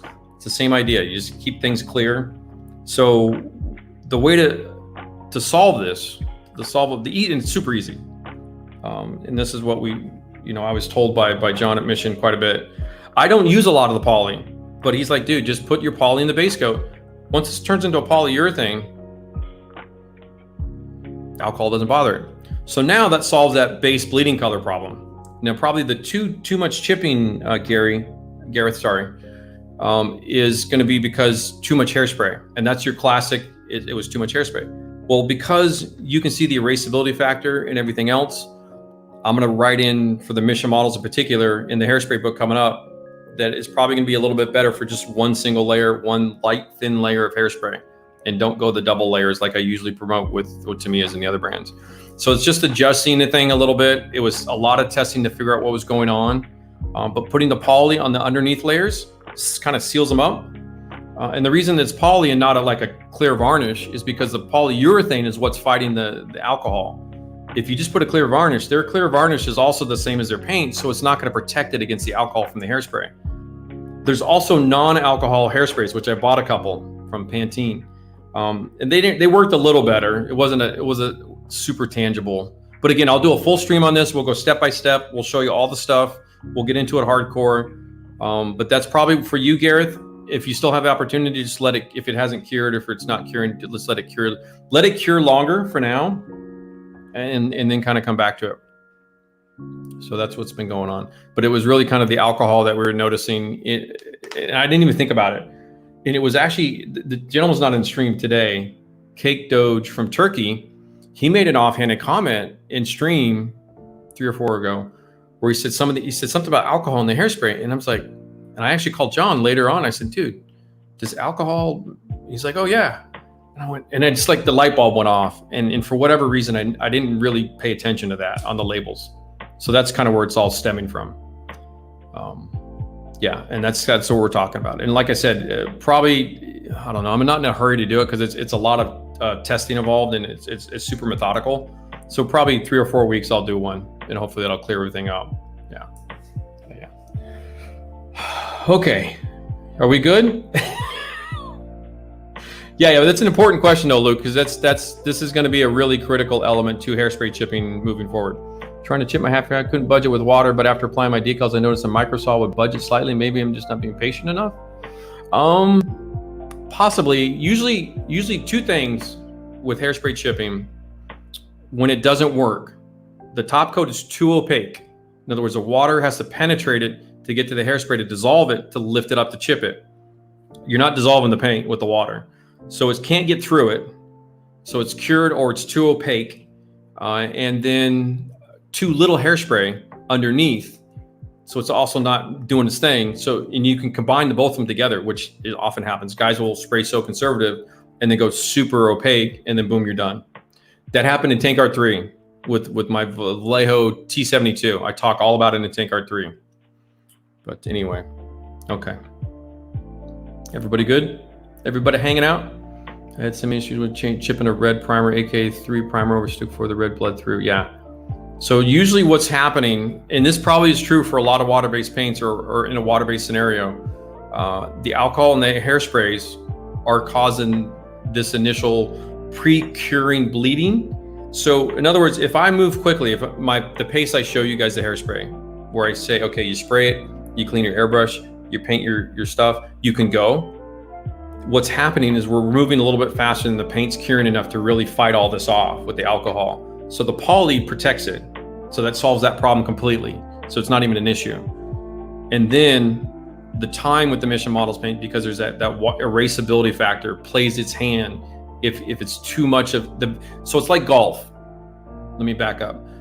If you play soccer or if you're just throwing a ball, we can all do that. It's a simple motion, pretty easy, kicking a ball, pretty easy. But when you play baseball or golf, where you've got the club, you've got the speed of the club, the angle of the face, your head, all the variables of that to get everything right, that's what hairspray is. And so like Zal, when you're doing your hairspray, all this stuff, even with Tamiya, there's so many variables at play with this. And this is kind of why practice is so critical. You have to hit the golf range to hit your shots, to get it down, because there's just too many variables. Opacity, time, thinner, the brands, the alcohol in the hairspray now. So it's just how much water goes down. It's all sorts of stuff. How opaque is opaque? Well, if you can't see, I mean, opaque paint is, let's see. Well, here you go, Zal. So probably opaque up to kind of a translucent. So I'm talking kind of down in there, but even more so. By opaque top coat, just like a standard factory paint job. Like that's an opaque paint job. Like the blue solid, you can't see through it. So it'd just be like your typical factory paint job. Put that back on. You know what? Here. Had enough of this guy.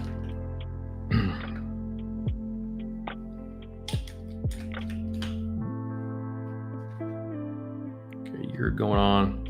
You're staying on.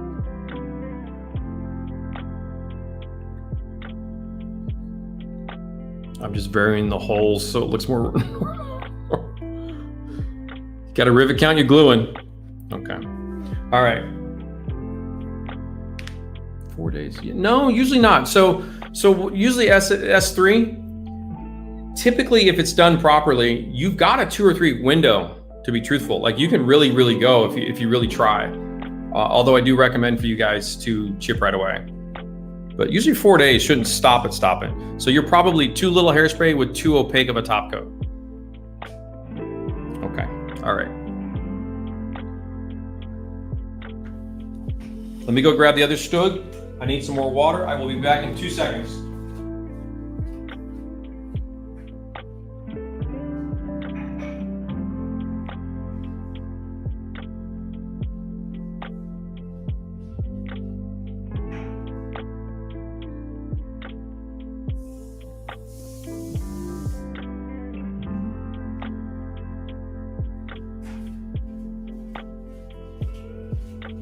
All right, I'm back. So we got this guy.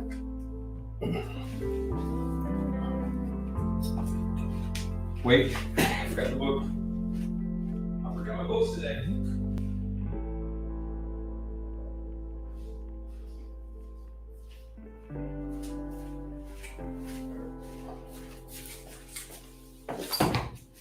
Okay.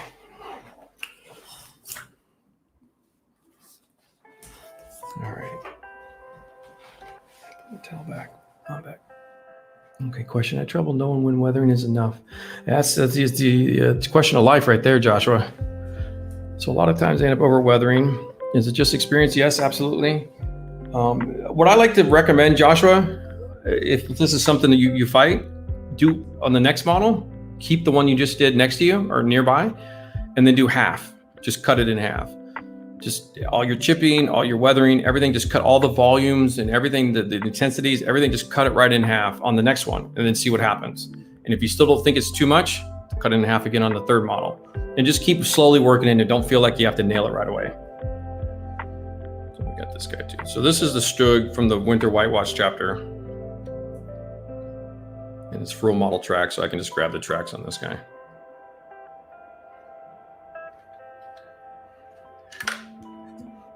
So you can see where you can see what weathering does.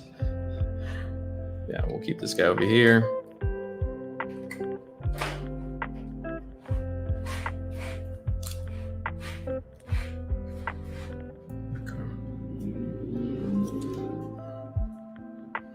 So kind of painted similar.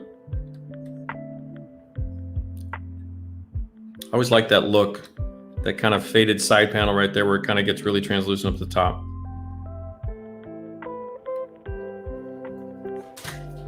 So that's just kind of a frame of reference for myself. Okay, so what's this dude here?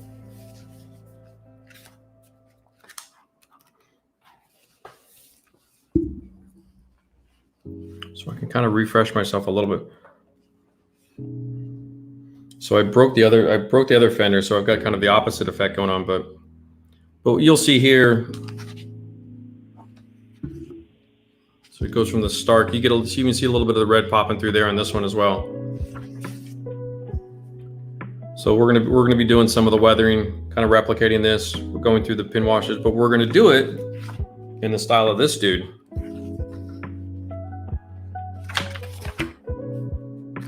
So what I did right in here. So this is what we're gonna go through today. So it's a very similar shape and style. The fenders are quite similar, but so basically I go from the chipped and everything's ready to go, and we go right it with the oil palette. We just start going, just go, and then so we're gonna do all that. Probably spend a good hour. For the rest of y'all here, if you're hanging out. No, Franco, I use water-based paints. I don't need an exhaust system. Not anymore. Oh, all right, that's an iconic one. I'm careful.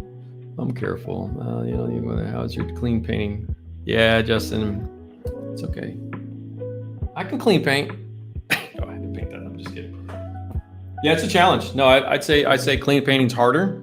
Definitely, I think it's to do really good clean painting. Justin it's a more difficult process to get it precise, that level of precision. Same with race cars and stuff like that. I think those guys that really do that. Yeah, no, hairspray chipping, Tony, you're right, it is. I think a lot of people just think you can go do it and boom, done, boom, done.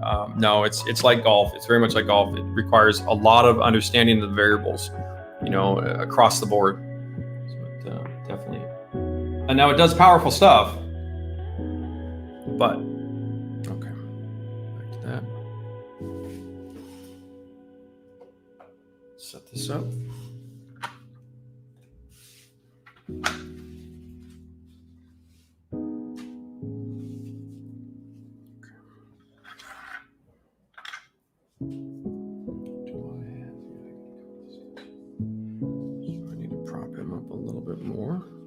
I use little props and stuff to kind of set this up. And I know there's holders and stuff, but this is how I've always been so attacked. I was a little offended.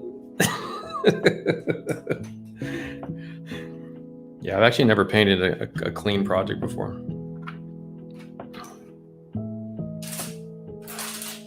But my job is to teach you boys the weather first. We'll do clean stuff. There's plenty of clean builders out there teaching you. Babs and all them dudes, Squirtle and Franz and everybody. Some good stuff. Okay, get this, and then now I need this. So put some double side tape on the back of this guy.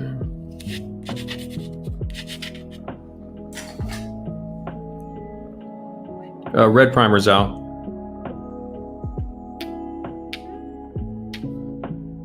Almost all industrial nations in the 1930s were using red primer.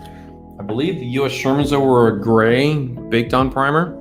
They were running through a baked on, which makes them much more durable, I believe. But I believe everybody else basically used red. Let's see what colors are on. Yeah, let's do this. Well, let's go this way. Put the greens and reds above because I probably won't be using them here. Oops, I touched a lot of that. Hold on here. Now, usually when I do all this for my real self, I don't have to worry about touching stuff because I just do it, set it up. Yeah. And that holds true for most machines, Zhao. In the heavy machining industry in general, from I think red primer comes on board around 1930s. So most heavy machinery, construction equipment, military stuff. So that's why we say the heat primer, the gray primer for the barrels, that was a special primer for that, is a heat resistant primer. So it's not the red. So there's specifics, and then there's the zinc chromates, and then all the aircraft stuff, the aluminum primers. But for steel and armor and stuff like that, almost all of it is red primer till today even. A lot of stuff still uses red primer. It's pretty common. Brits do too, but I think the Sherman stuff, I might be partially correct in that. I'm a little rusty on that. No pun intended. Octopus is the way to go. What are we doing? I'm doing octopus. No octopus camo. No, then what do you think? Good result if you scratch the white with a needle and the paint is too thick. Yeah. So that's what Veo is saying is you want a starting point sometimes if you're having trouble. Yep. Okay. Everybody good? Everybody caught up? Okay, cool. It might be John Vossy. You might be right on that. They might have been streamlining a lot of stuff, which makes sense. It's tough because it's hard to find definitive information, a lot of that stuff. Octopus handle. Sorry. I just saw King Tiger 2 in my head with octopus camo. I'm like, no. Don't make my life harder than it is. So I'm just setting up my little thinner cup here. So James Lynn, if you're out there, I'll show you how much I use.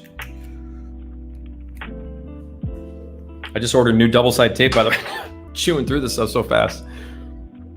Okay, pretty a lot of those. Yeah, red primer is still quite common. But I think it does depend on the metallurgy. So James Lynn, that's about how much I use. Looks like a little less than a quarter teaspoon. So the double side tape, that'll keep that right there. And the reason I use a double side tape, just to refresh, how do I say that? Phase? Do I say that right? Lepstra? Good evening, good afternoon. Love your work, Michael. Thank you very much. Appreciate that. Thighs, Thijs, Thijs. This? I don't know, is the J silent? Dude, that'd be sweet though. Do a whole contest of just taking late war schemes on the early war stuff or whatever, or vice versa. That could be fun.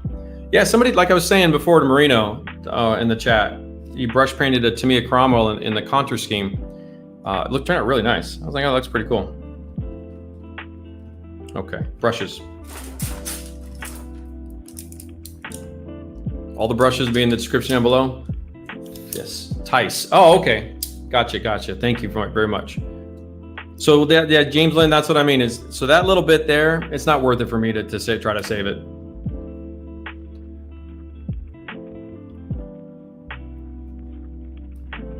I have a catch basin bin thing. I have one over here for my airbrush, a little tiny little, what do you call these things? Like your little plastic lunch things. Kodokai, what's up, Bri? And then I've got a trash bin down here too, and they all go out to the disposal for all that stuff. Okay, so I got my little brush selection here. These are my blenders here. The red one's a blender, these are a blender, blender, and blender. So I've got 3 color ones. And we got this guy right here. Okay, I got my paper towel right there.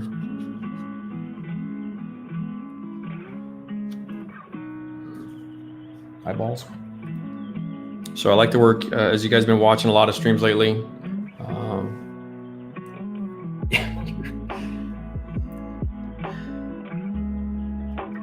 Yeah, I didn't say it was going to be a popular contest, Zach.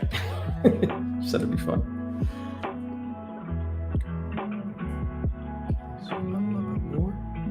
Okay, so I like to work light to dark. I set this palette up about an hour and a half ago. It's off stream, just so you can see. It's just going to be too, I can't zoom into too many places at once, but you can see how it's all set up. Got my towel on my lap in case I fumble. So we're good. So I got my color spectrum there, and I've got all my colors for the winter stuff over in here.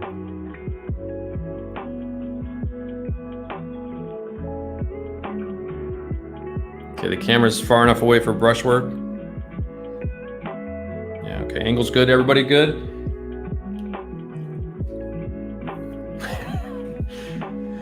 Alrighty, how long would you keep a palette for? A couple days. In the summer heat, 2 or 3 days tops. Usually during the winter time, 3, 4, 5 days. I put them in the little Tupperwares when I'm done. So when I'm done with the stream, it goes in here, James, and it's airtight. And then I can use that for the next 2 or 3 days. So I'm just getting some color going. Let's go some light to dark. We're gonna throw some dust down. So start in an obvious place. I'm not worried. So everything below the fender, I'm not really worried about right now. We're just gonna weather the upper section of the model. Down here, we're gonna put pigments on. I don't know if I'll get to it today. This is a long-term project, by the way. You're not gonna see a whole model today, but we're gonna really get into the OPR stuff.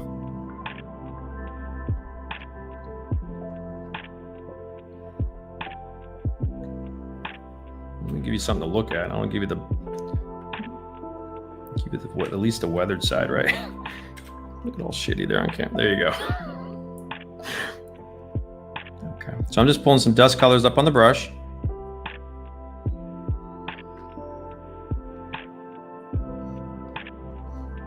And this is a matte surface.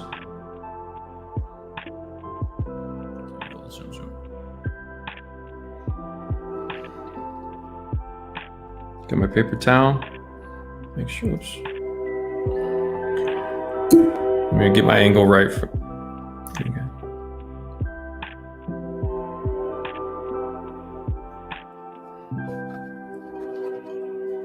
Let me lower that edge a little more horizontal. There you go. Be a little bit of a shadow. So I'm gonna weather kind of this little corner section right in here, then we'll do the little box up top and everything.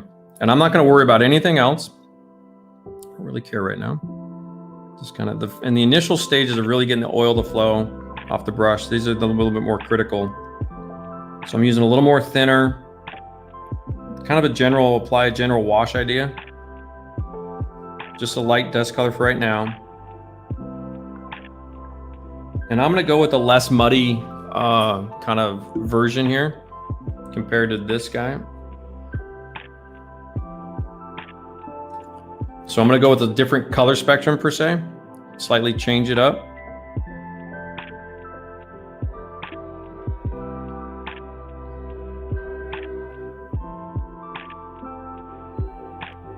Into the color theory guys out there that want to know, I'm going to go a little bit more grays in my tan.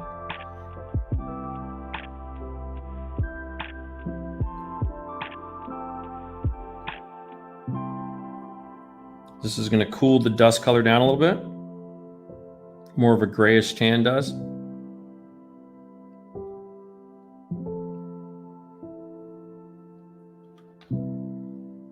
It's a little bit difficult in there, so I might have to block your view for a second.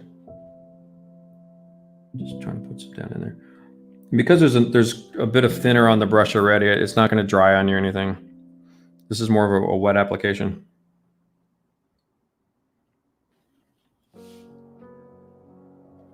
Trying to get my angle right. Gee.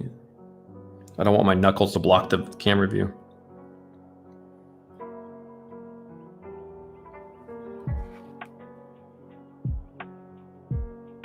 Just kind of laying down a little bit of a wet dust application. It's nothing fancy, nothing special. No magic happening yet.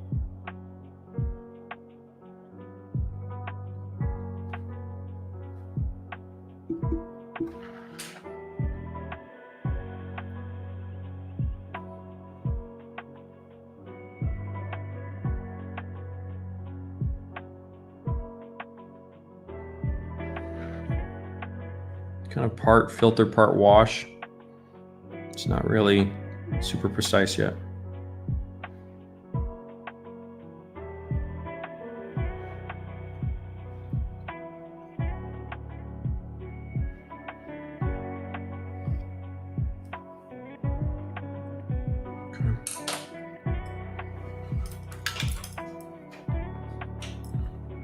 Just my little scruffy angle brush, dude. Dry right now. They're already thinner on the model, so I'm not worried about that.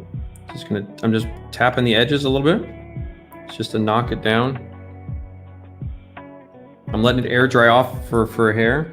So when you have surfaces like this, the top of this little storage box, where it's that smooth, where there's no diffusion from the I forget what that texture is, the diamond plate texture.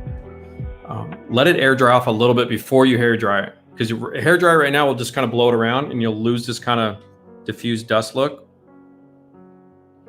You see it's still pretty wet. So I'm letting it kind of air dry off a little bit. It's coming over here.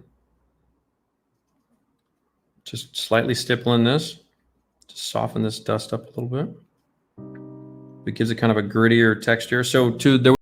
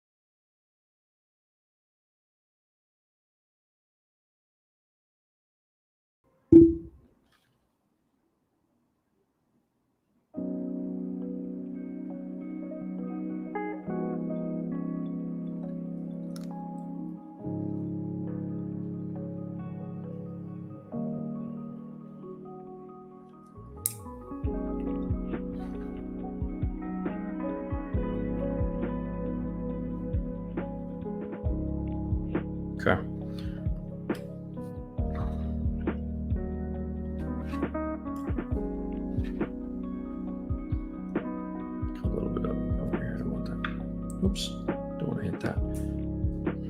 Okay, so over here. Streak these guys here. And quality work takes time. Don't feel like you got to rush any of this stuff. I know sometimes we have deadlines to play with, but I'm just taking some of the residual dust on the fender and just pulling it down onto the side.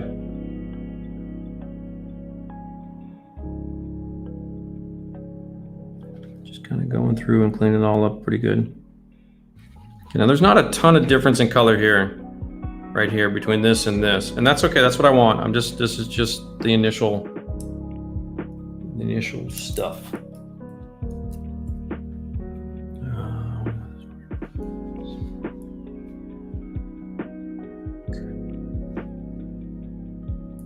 Okay, so let's put a little bit more of a darker, pull like a dark gray color, kind of a dirty green gray color.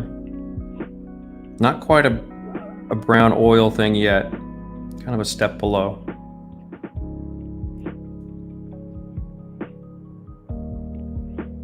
It's too much thinner.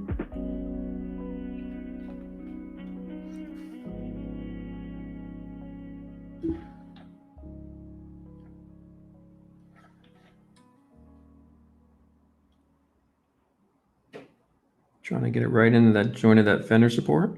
Kind of a shadowy color. Kind of like a pin wash now. Oops. Trying to get an angle you guys can see.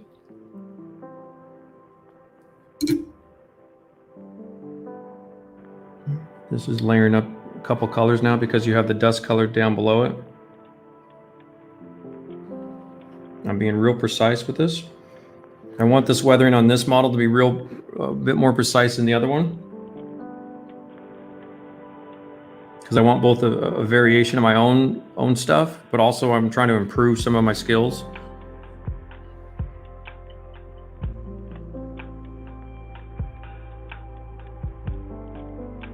Just quietly drawing that up in there a little bit.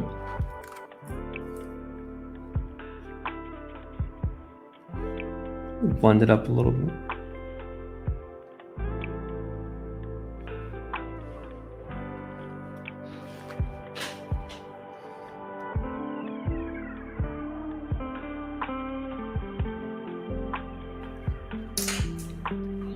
This is tough with the equipment, so I have to be a little bit more yoga-esque with my moves.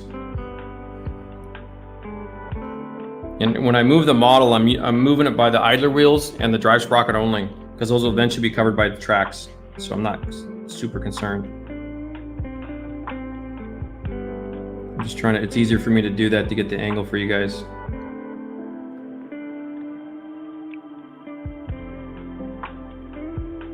And this is not, if you watch that, see how it's not bleeding? I don't want the capillary action right now. So I've got my brush here with the darker kind of,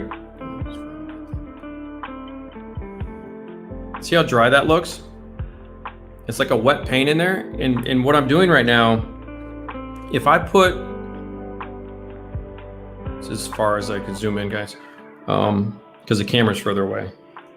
But right in here, if I put that to where that bled down like the previous step, that's going to start blending in together and making it muddy. And I want a really controlled second layer, so I use way less thinner. So when you put your first kind of wet application down with the dust, kind of get that down there, when you start darkening things up, start using less and less thinner. So like Zach and you guys out there that are learning this stuff right now, that's kind of where you start adjusting, is when it's always going to be how much thinner is on the brush. So you get your paint on and then you dilute it, paint on and dilute it, you know, and you kind of wipe it on the paper towel.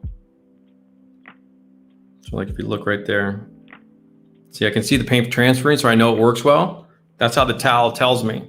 It gives me that information.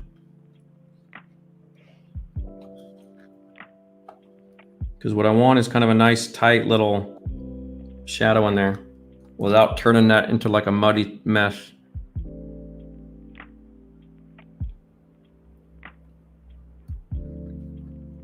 So that's why the blending brushes are really dry. They have thinner on them, but they're not like wet. Let's go back in and tighten. See how I tighten those up? So I still I didn't mess up the dust that was hair dried underneath.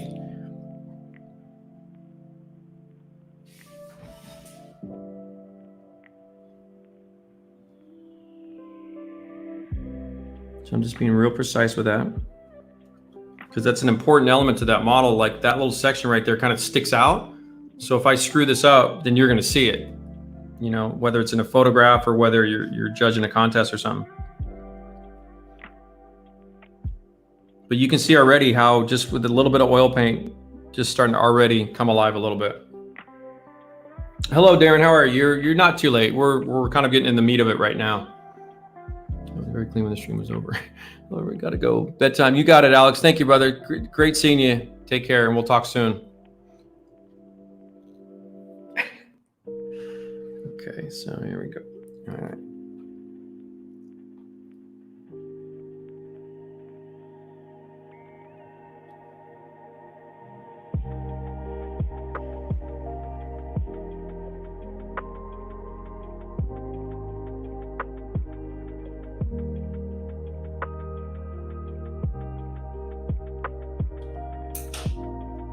Switch into the blender.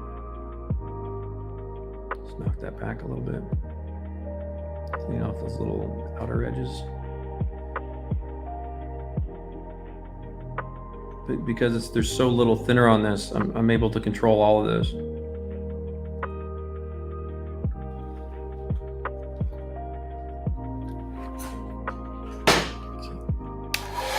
There'll be a day when I don't bump everything. I don't know when that'll happen. It'd be nice. Okay. Yeah, so the little hair dry kind of locks that in place a little bit.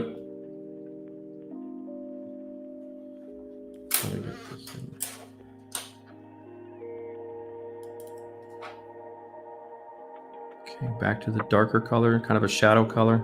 It's a dark gray with a dark industrial earth greenish color, kind of an OD.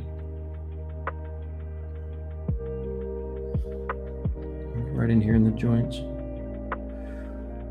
Again, not too much thinner. I don't want it to like bleed everywhere. I want it kind of a controlled spacing there where it just kind of does its thing. It's a tough section to weather because of this kind of this underneath part under this storage facility, storage box thingy.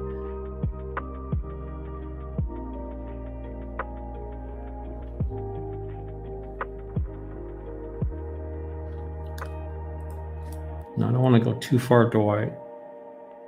See, that's already going bad. Clean that up. Come in with some fresh thinner on a blender. Just brush that down, top down, get that down. That's an easy fix. I just wanted just a hint of that edge. Kind of soften this up a little bit.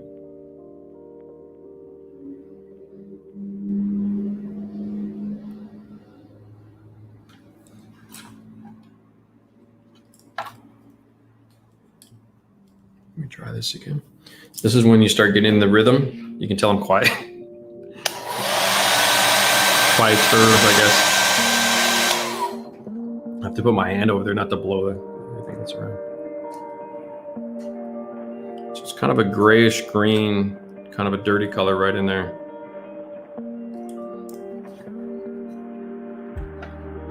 Now you almost don't see the dust, but that dust kind of plays with it and kind of knocks the brightness of the white down. And see how up here on the storage box, now that the dust is dry, this is a slightly grayer tint than the white to the left of it. And it's more noticeable up close, but it's starting to build the subtleties of the various colors. So now I got to get down in that fender gap right in here. So let's be a little bit tough. I might block the camera doing this, so get a little bit more thinner. Get a little bit more flow in there. Yeah, a little too much thinner. So backed it off, wiped it on the towel. A little bit more paint. So I'm using kind of this industrial earth in dark gray color. So I want, like I said before, I want more of a cooler tone to my mud. I don't want it so red and orange and yellow. I want it more green and gray. I gotta move this around so I can get the brushing right. I'll show you guys here in a sec. It's a tough spot to get the brush thing down in there. I'll probably come back after stream and tighten some of these up. So what I'm getting, it's kind of down in between, and the light's not even, yeah. You can just kind of see right in there at that fender joint, just to the lower edge of that storage box. It's a tough spot to get down into, at least on camera. So I'm just knocking some of the sharpness down, doing a little blending in there. It's just a real gentle little tap, and that kind of diffuses the sharp edge of the oil. That gives you a little bit of a diffused, kind of see down in there. There you go. You can see right in here, what I'm talking about is a real gentle, just a darkening, like a post shade thing, but not overwhelming, so, and not so airbrushy, if that makes sense.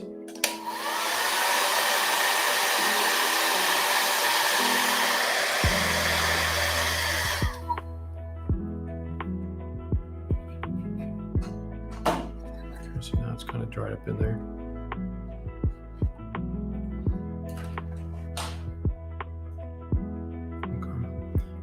These are just the initial little, this kind of sets it all up for later. I'm constantly checking my work, tightening up this stuff a little bit. Make that as precise as you can make it. The more control and precision you can put into this, the better the results are going to be. You can see this is delicate. It's not a slop job. I'm not slapping this everywhere.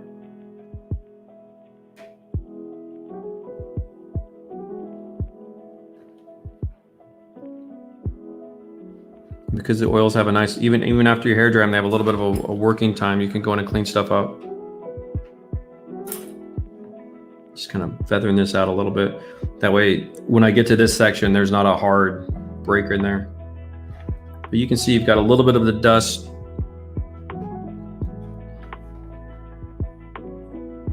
Just there you go. Yeah, you're getting a little bit of a dust with a little bit of dark gray. So already a couple colors are already starting to build that up. Now say I want to add a little bit more to the edge of this toolbox thing. Oh, I cleaned it up. There it goes. Put the wrong brush down.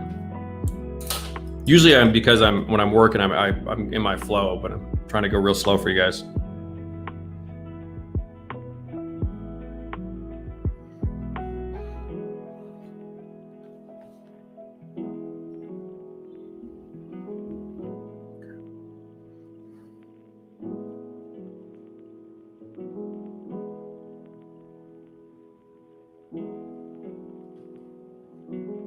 Kind of a dry brush, a darker tone along the edge of this.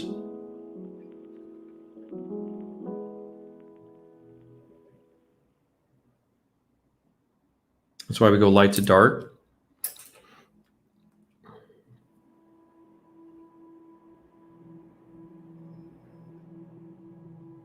As if the crew's hands kind of clean that up a little bit. But their hands are yucky and greasy and dirty too. So it's not going to be like a pure.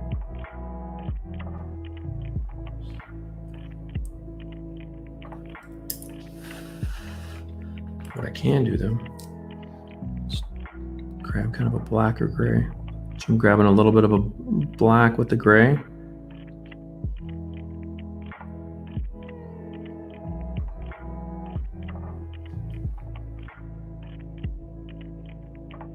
Just dry brushing along there.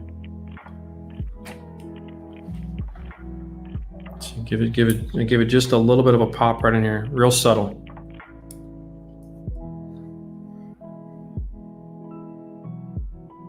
Just on that edge, just dry brush that chipped edge a little bit, enhance it. And you can see why the chipping isn't the end all, the whole thing. You still got a long way to go. So I'm leaving a little bit of the red over here, and I've got a little bit of a darker worn edge here. I can even come in, if that's a lid, I can also, oh, we still go, okay, we're still good. Making sure. So there's a split right here.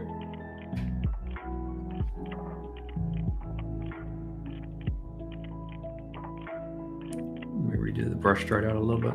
That's the problem with summertime modeling. You'll find that dryness happens fast.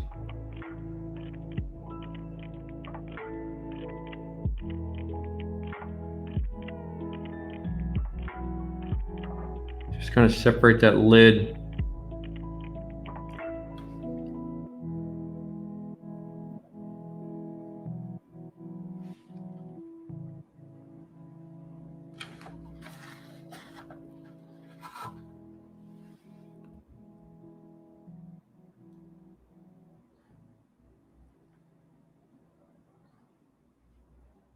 I'll blend this out in a second.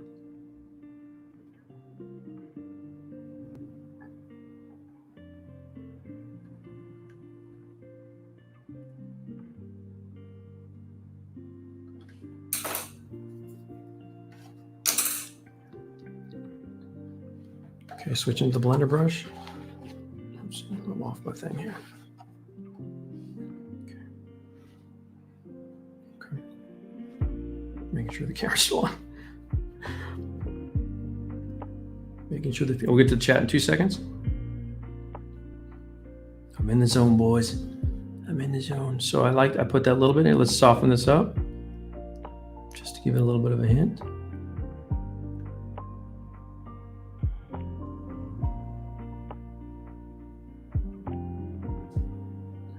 So that's how powerful this is, how subtle you can get with this.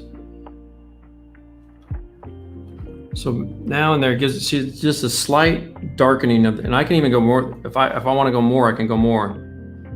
That's why you go less in the beginning. Oops. Just soften this up over here. Pull some of that down.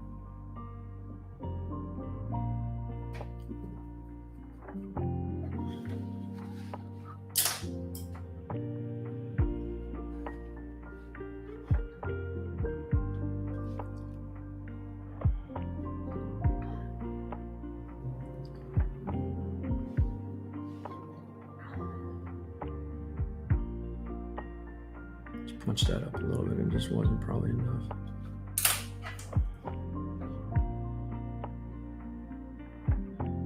So when you hear that brush go down, I'm switching to a blender brush. I usually have them all in my hands, but it's too hard to do all this and talk at the same time. So I'm just trying to be real. So now you're getting a little bit more of a, so pull that down and soften it up a little bit. Kind of stippling it right now, giving kind of a, so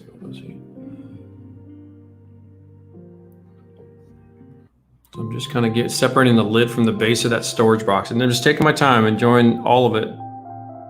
There's no rush here. You're not worried about the rest of the model all, you know, and then I can just come over here to this side too. I can just keep going and keep going. So I'm going to answer some questions for you guys. Okay, everybody good? Okay, oh, everybody's cool. Everybody good? I'm in the zone. Just making sure the camera's still going. Okay, sweet. I'll keep going.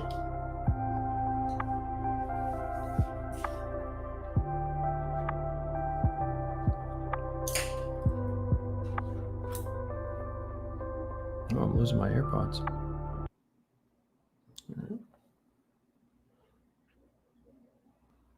Okay, I lost the music. You guys can hear me okay? Yeah, my AirPods just died.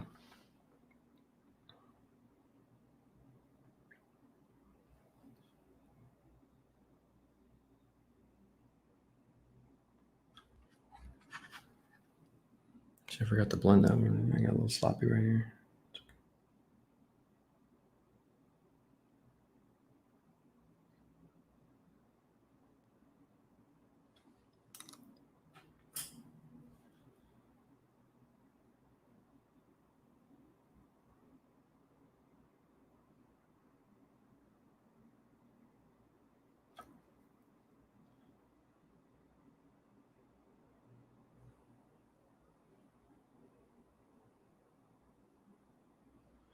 Just kind of gently put a little bit of a dark edge in that little joint.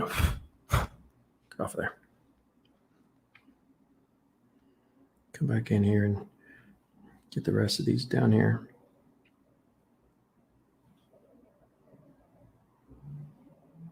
Just a post underneath there.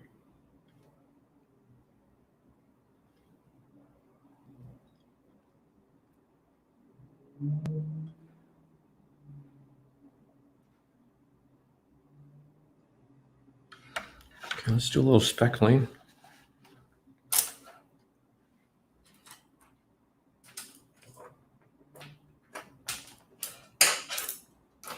Brush dry.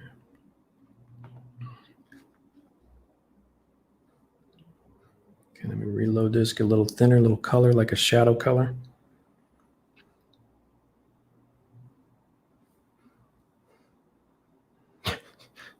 Everybody's zoned in, everyone's watching. Okay, so I've got my little, I'm gonna use my little Tamiya stir stick, same thing. Okay, let's just test on the towel here. I want really tiny little specks in. Okay, just make sure it's not too much. Come up to the fender and I can see how precise I can get close like that. I'm just going over my previous dust work. Put some soft speckling down.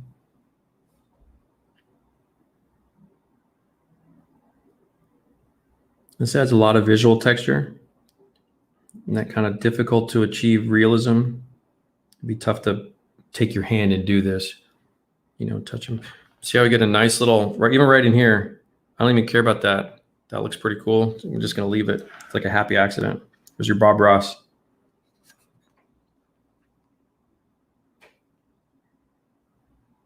So just starting to see how it added just tiny, tiny little specks on top up there. Starting to give it a little bit of depth and life to it. I can probably go a little bit heavier on that side even because that's going to be exposed. Let's switch up the color spectrum to more of a dust tan earth tone. Kind of layer up my different colors for speckling a little bit.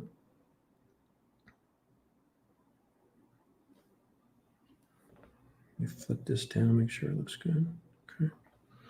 So get real close as you get up in here, get kind of nasty.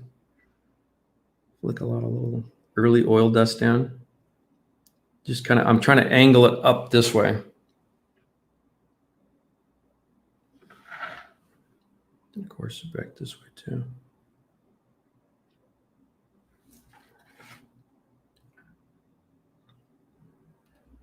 I'm just kind of inspecting the work.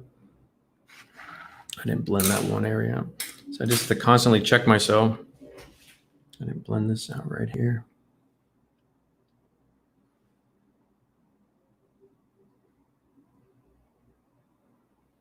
Some streaks down there. Just give it that verticality. Yeah, see that little, see what that little speckling did right in there? That'd be so hard to redo yourself. So I'm just gonna leave that for now. I'll go over it with some stuff and we'll lose some of it, but overall it still looks pretty nice. Let me dry this real quick. Lock it all in.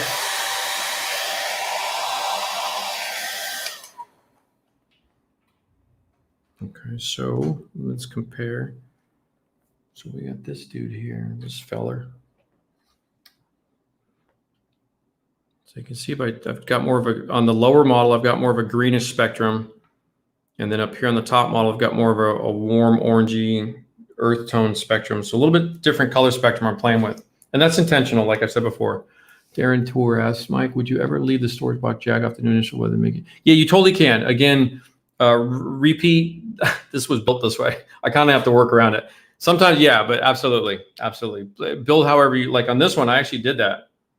In fact, I had put the photo etch down on this model. So you can see the box is actually missing and they've got the brackets in there and then the jack blocks underneath. Well, that's actually supposed to be wood. Oh, let me put some more wood down. See? Thank you for that. Thank you for that reminder, Darren. How do you get rid of the oil tide marks when you first add the oils to the model? So the tide marks, couple things. Pull back on your thinners, Al. You're putting too much down. And then the hair dryer, the quick dry. Don't let those set up. See, by knocking all that back down with the hair dryer, you don't see any tide marks. Beautiful. And also the odorless thinner doesn't leave as strong a tide mark either. The enamel thinners leave pretty strong tide marks. So let me go back and let's go under here a little bit. Because Senor Darin reminded me that's actually wood down there, so we can put some more earth tones. Let's warm up that little section. I'll show you what I can do. Okay, that's that brush. This one will work. Okay. Okay, so we're going to go with some, we need kind of a wood color. So get a little bit of the tan gray color and then get a little bit of the darker brown, a little bit of the gray brown. Lighten it up here.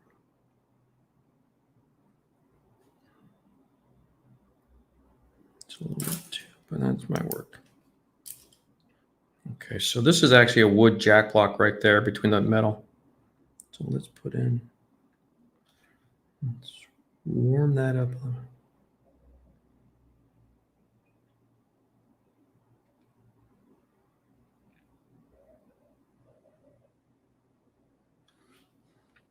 Same idea. I work in light to dark. So I'm just painting a little bit of kind of wood tone up on that thing.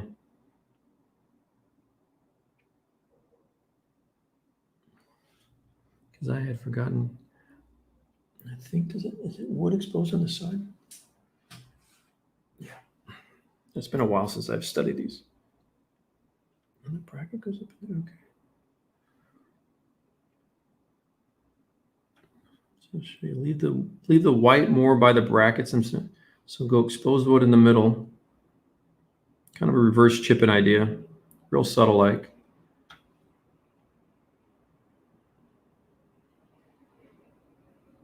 Just adding some wood tones in here. A little bit darker brown.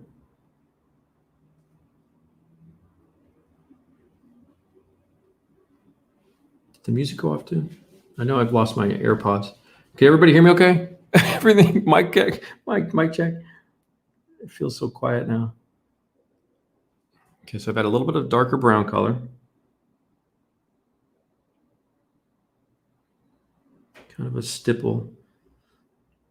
I'm trying to save some of the whitewash underneath, like it's chipped out a bit. But we haven't got to the white mapping yet, which I probably should have done already. But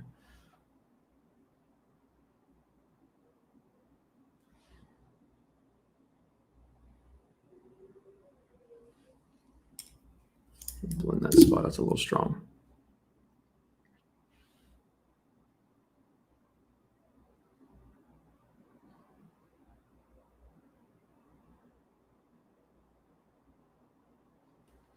A little bit of kind of a chipped wood effect right there. Okay. Now, hold on 2 seconds. I think I saw a question up there. Let me clean this brush up real good. Clean that out of there. Let's pull in some of the, getting some light gray and white back on this, on the brush. Okay.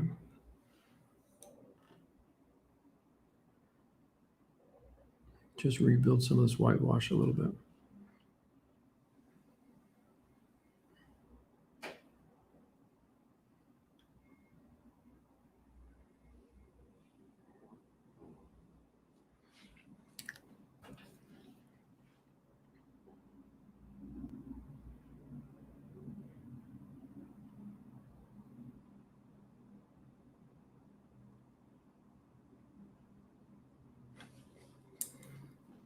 Just give them a little bit of a hint of the white left back in there.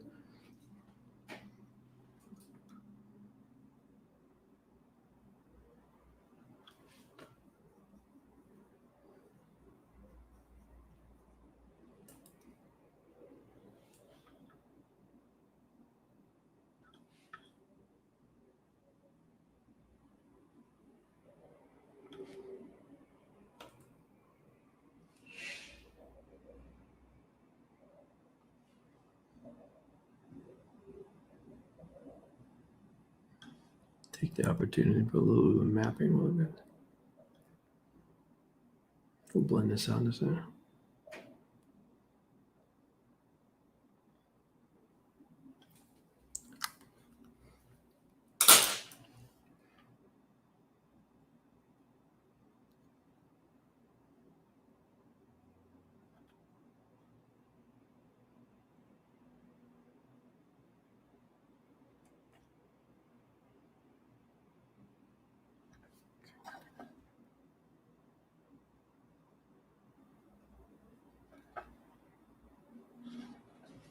Okay. Oh, not too bad. Okay, so how do you get rid of the? Yeah, it's practice out. You're gonna really have to. Favorite Star Wars ship? Oh, dude, I hate favorites. I like them all. Dude. Come on. Probably I like the A-wing a lot. Interesting that you used it well as to paint the wood block instead of pre-painted. That's because I forgot it was wood, Peter. But yeah, but that's also the power of this is that you can don't think of this in absolutes. Remember, this is a stream. This is me using a test model. So there's always like, yeah, definitely painted wood first and then you weather on top of it. I just was banging this out really quick and forgot that that's wood right in there. Same thing with these handles. I'll go back and put the, what is it? The bakelite handle. Yeah, we'll paint that in. And then these are supposed to be like a steel metal color. Yeah, but that's the power of oils though. You can fix stuff if is there music? Is the music dead? I'm down my left AirPod only. Oh, but it did stop. Oh, it did trick it. Okay, I think this guy died.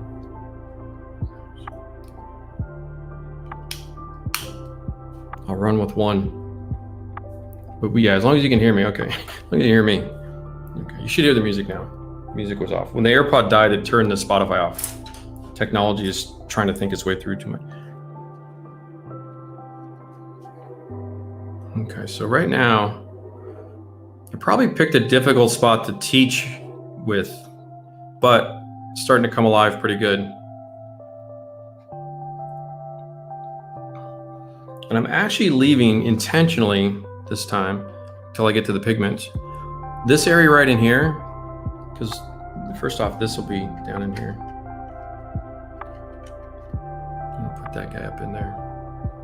So that's kind of what I'm gonna do with that. And then the pigments will develop all in here because obviously with an exposure like this can be covered in a lot of dirt and mud eventually. Depends on how much of a thaw of the winter I get into with this. And I haven't totally decided that yet. Because that one's pretty muddy for a winter piece. This one I'm trying to go a little bit more, keep the white kind of exposed. Because I like the chipping on this is kind of it's a less intense kind of wear away. But let's work up here a little bit. Let's take this back out. Let's work up in here a little bit now. We'll start pulling some stuff up to the next section. We'll keep going for a little while longer. Was it 2:30? Yeah, we can go for a little while longer. If anyone's looking for something good to listen to while building, try Dan Carlin's Hardcore History podcast. Yeah, you can tell a story. Oh, this guy just died. All right, I'm seeing this is why I didn't want. No, I should leave him in. Hold on. Let's switch mics on me. Hold on. Yeah, oh, dude, seriously. Sorry about that.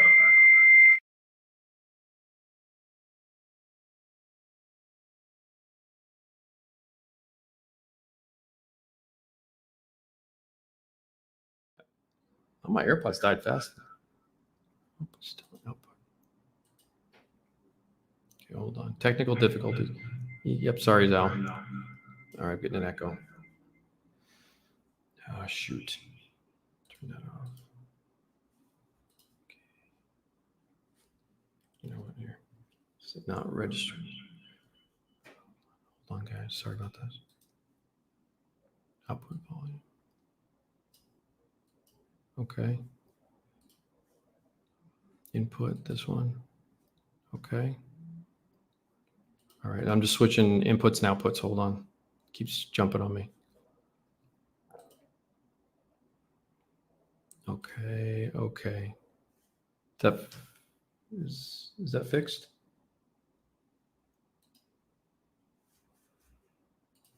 Okay. I think I got that. Yeah. Mic check. It's not doing it. It keeps switching out. Keeps switching the other headphone. Okay. All right, that's not gonna last long. All right, I'm gonna lose this ability. This is probably gonna end the stream if this keeps going. Okay. Yeah, I don't want the reverb. It switches to the computer stuff. Sorry about that. Yeah, totally. No, it's just the batteries are low. I used them too much this morning. I didn't pay attention. Yeah, but what happens when it kicks out the AirPods, it switches, it's to the other, because there's a microphone on the camera, there's this mic, there's a computer mic. Yeah, it's just kicking it out again. Okay, it keeps clicking on me. Yeah, it's going to the other one.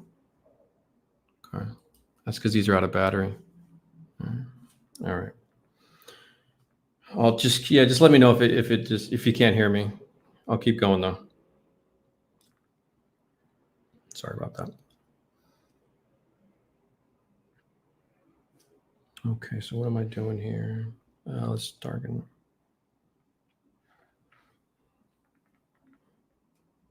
Okay, same thing as that storage box. Kind of a dark gray up here. That's a little too wet. So too much thinner one. See how that bled out like that? So that would leave a tide mark. Blend that back out. So it kicked me out of my rhythm. Yeah. Okay.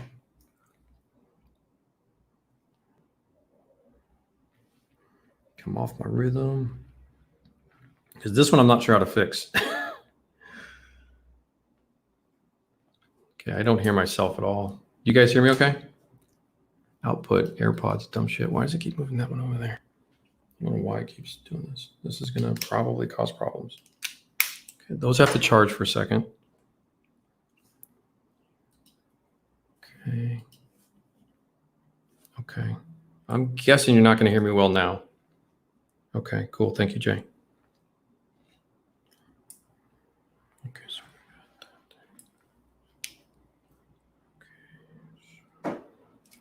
okay.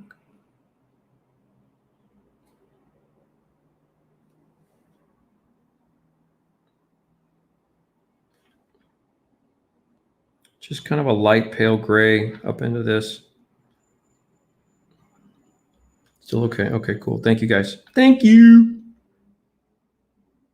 Slightly filtering this a little bit. Just a real gentle discoloration, not too much. I'm trying to be subtle. Kind of blend in a little bit.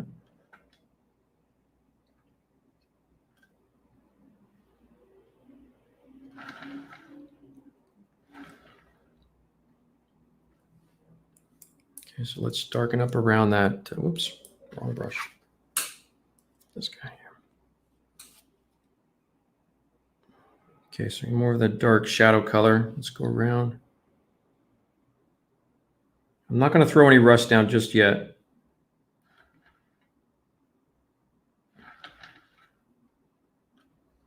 Oh, am I blocking that guys there?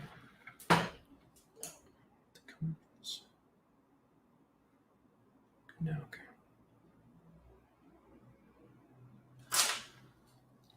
Okie doke. Just trying to get around that little collection of dirt. Not really rusting it yet. Now let's go with a little bit of a blend in action. Okay.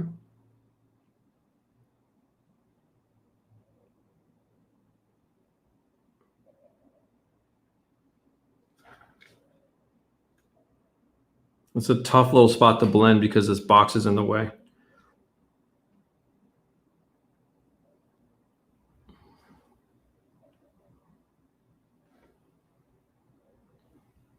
Yeah, just pulled that nice little streak down there.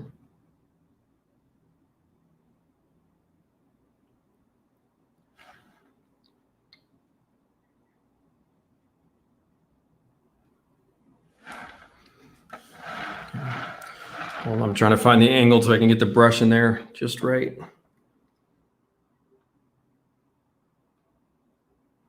Yep.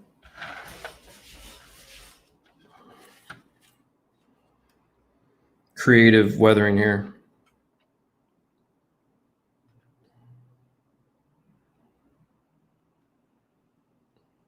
Once I get that streak all the way down, I can pull it back up the other way and clean it up a little bit. Just real subtle like there. I don't want to overwhelm. One of the things that happens with this kind of weathering in particular, because we're intuitions to really make these bold, intense things, trying to get kind of a subtle variation between the streaks there where I wanted the one on the right a little bit. See the one on the left's almost invisible? That's kind of what I was going for, is like step that down a little bit. because your intuition is always to really keep that up. Everybody cool? Okay, everybody, you guys all hear me? How many blending brushes do you run? So right now, Jay, I've got not using a lot of them, and just because of the type of how tight this is, this section. So I've got 2 different rakes. Oops, let me put this back up. So I've got my big jammy here, this guy here for the wide one. I've got like a fresh, smaller angled one, and then this little tiny rake there. And then the blending brush, I also use the number 2 as well. So I have 4 blending brushes plus this guy, the old guy. He does a stippling duty. That's kind of, you get that cloudy effect on smooth surfaces with this kind of the splayed. See how that's softly splayed, and that's just taking one of these guys. This is newer. This is older. This is me, 50 plus, and this is me, young and spry. Is that how that goes? Is that how that goes? But actually, this. So you can see in here now. I'm really liking what I'm doing right now. I'm really trying to control myself. I want to show you guys subtle weathering. And I want to show you how I've worked this. You can see on camera pretty clearly how I've not touched anything else and how the colors are already starting to come in, as I say, I guess. So I'm trying to keep it white without it making, like this model here. The thing I didn't really like about it too much, even though like I like the model, don't get me wrong, but if I'm criticizing was I really started to fight between the earth effects, the colors, the strong chips, and trying to figure out how to weather this and put it in the proper time frame, because it was only black and white photos to work off of. So I really couldn't judge myself for here, you know, almost a decade later. Honestly, that was 09, 2010. It's really trying to do like a really subtle but powerful, like it's definitely been used, and it's kind of that balance. And this is me kind of showing my experience a little bit, and I don't have all my references with me, but I really want to show you just subtle, quiet layers do a lot. And hopefully that kind of, yeah. And it's just a subtle merino when you see, especially when you see them side by side, they really shows the difference, you know, and we'll get into that as we get more over and over. You're Googling each other. Well, you guys are throwing numbers around.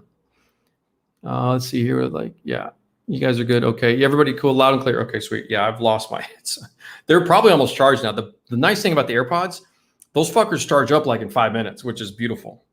They're great for gaming, like when you're gaming and, you know, but usually they go 3.5. It's only 244. So it definitely wasn't charged fully. But yeah, we got a little wood texture back in there. So thanks for the love. And again, this is before pigments. So right now I'm just weathering above the fender and just the patina of the paint. I'm not super concerned with the earth effects like on that one yet. So let's go left. Let's go this way. Okay. Everybody good? Everybody good? Cool. Looking terrific. Plastic. Scott, what's up, brother? How are you? Okay. So let's throw down a little white mapping on this section first before we get going with anything else. So let's put a little bit more.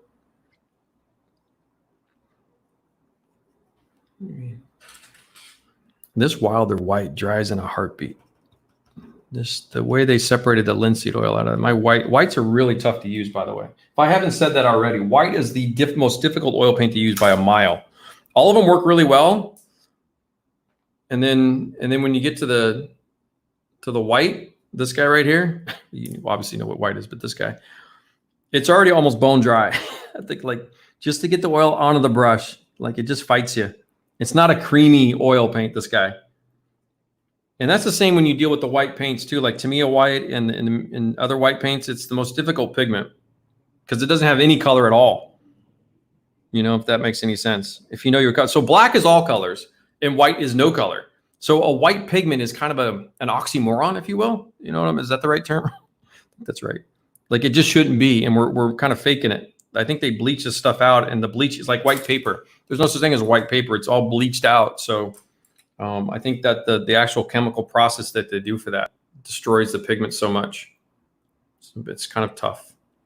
It's a difficult thing to deal with. All right. Okay, so let's do, can you see that? Okay, let's go a little bit more paint.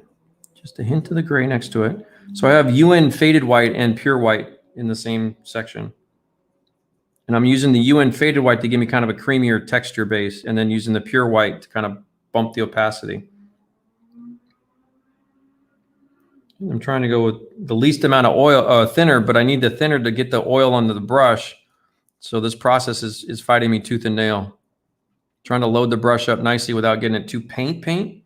To find, this is difficult, actually, I'll be honest with you. I'm just trying to get some raw white paint down there without too much thinner. Going right over that old stuff, it's okay. Where's my little flicker?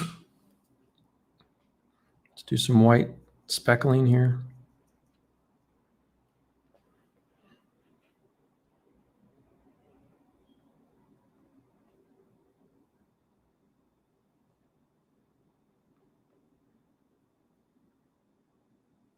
Trying to get a little bit of a general messiness to this white. It's almost too perfect in that sense.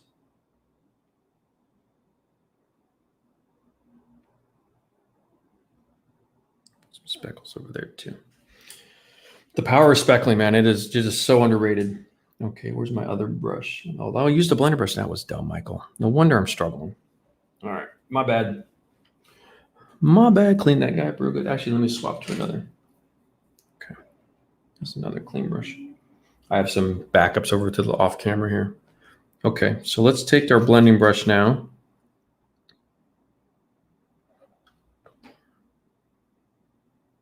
Start pulling some of these down. And you can see the thinner's kind of starting to tide mark up a little bit. Knocking some of this down a little bit.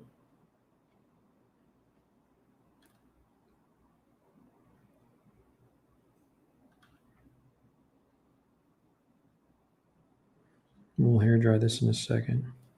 Need my little stipple do.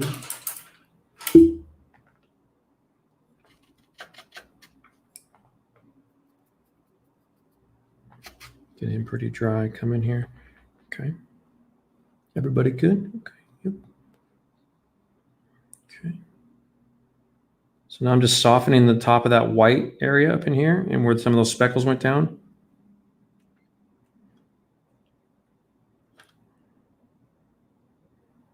Trying to get a concentration of more white in that section.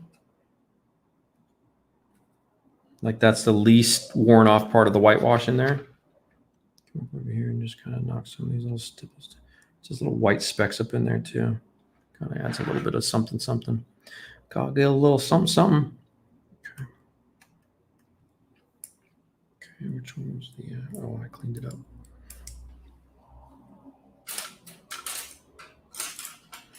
Big elbow off camera.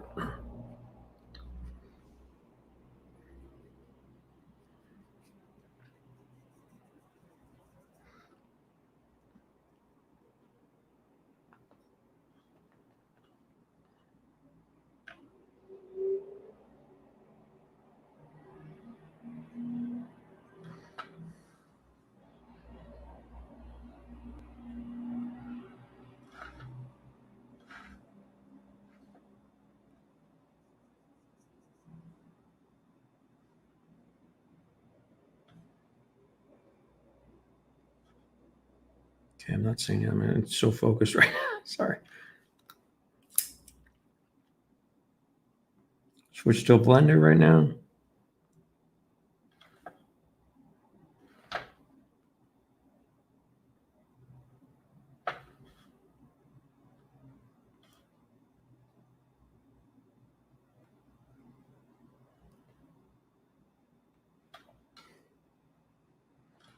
Just some real subtle, like white on white kind of effects there before we go a little bit dirtier. Before we get a little bit dirty. Gotta get a little model a little bit dirty.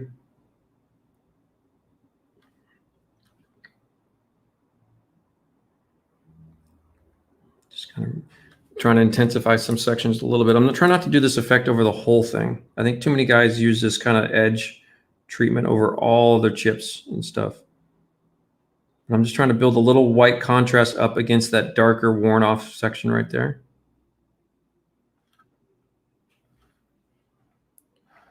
Just give it a little something. I can do that over here too, back in here.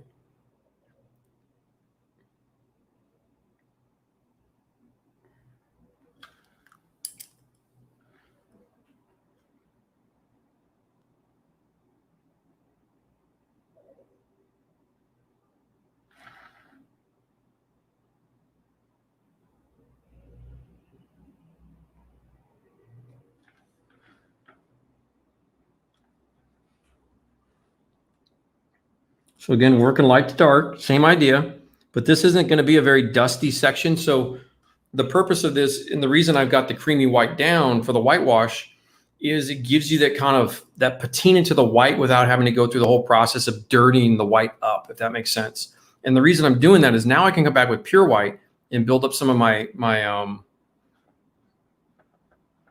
whitewash opacities and get some, see how I'm getting kind of subtle shifts in white tones in here now against the side. So I hope you can really see all that kind of stuff. It looks like my feed's a little slow. Is the Wi-Fi still working? Okay. Don't want it to die. But see, also, one thing I'm really liking right now, I'm actually really liking this piece. It's starting to come up to how I really want it, to where it's kind of that mid-winter white where it's not dirty. The earth is so frozen, you're not going to get a lot of dust or dirt up on this thing, but you want kind of a dirty feel to it. If this all makes sense, I hope it does. But notice how from this section here, and then you can already see the transition in tones as we come along. So that stark breakup by section now, like I haven't weathered this part, but I weathered this up enough. I'm gonna do a little bit more, but I don't need to do too much more, to be honest with you. I just need to do the upper edges where the crew, there's a hatch here. So this area where his butt will sit is pretty common photo of guys sitting on the edge with the hatches open. You're welcome, Scott. What do we got there for show? Everybody good? Nice drawings. Yeah, okay, you guys are all just chatting. If not, we might. Okay, everybody good? Okay, cool. Yeah, all right. You guys all hear me okay? Because I don't have my ear things in. I don't know if I can, if you hear me or not. And I don't have my music. Can't hear nothing. Okay. Or I'm just talking to myself. You guys are just fuck off, Mike. I don't care. Okay. Anyway, let's go back. Let me go back up in here. I got my blender. Okay, I'm gonna put a little bit of a darker coloring along the upper edge. Kind of a gray, dark green color again. I'm actually using a really limited color palette in terms of how many colors I'm using for this model. Because again, there's only two colors, main colors on this. Sounds good. Thank you, Mike. I appreciate that. Yeah, without my AirPods in, I actually don't, I cannot hear myself other than me. So now it just sounds like I'm talking to myself, which is normal. Okay. But this kind of subtlety, though, for all you Panzer Gray guys and everything else is kind of, you know, this is good stuff for you. It's good stuff. So I'm just kind of gently, and see where I've put just a smidge. It's a good term, smidge. Whoever came up with that one in the beginning. I'll tell you where that word came from. I'll tell you where the word smidge came from. Smidge was like when the wife's yelling at the husband 3,000 years ago, and she's like, she doesn't have a word, and she just eked out the sound smidge, just a smidge, and she's yelling at him. That's how that came. You all know how that goes. You know what I'm talking about. Okay, so I'm just darkening up what I just did. A little bit of a fleck of something there. So there we go. Just trying to just bump this up a little bit. I'm trying to be super subtle. I don't want to go too nuts with this. Try to bring back some of this here. So I'm just kind of popping that edge up with a little bit of a darker gray on that. So that's the beauty of having chips where they're like this, where they're kind of this, they're not like super strong, is now I've got the ability to come in and pump some up that I want to by hand, which is kind of a nice way to play this. It gives me a little bit more control over the final chipped look of the whitewash. Now my blender brush is almost dry, and I'm just trying to get kind of greasy hand, kind of jiggly. See, I'm jiggling the brush. I'm kind of just kind of slightly jiggling. It's kind of a little bit of a push pull. That's what I'm doing right in here.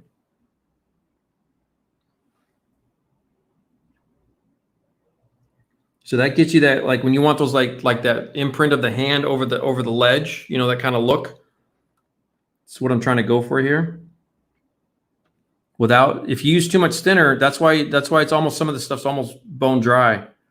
Because if you get too much thinner on that, that's just going to wipe it off. And I want kind of a textural, just a hint of those kind of that kind of dirtier, scuffier edge to the paint. So it's a little bit of a dry brush in a sense.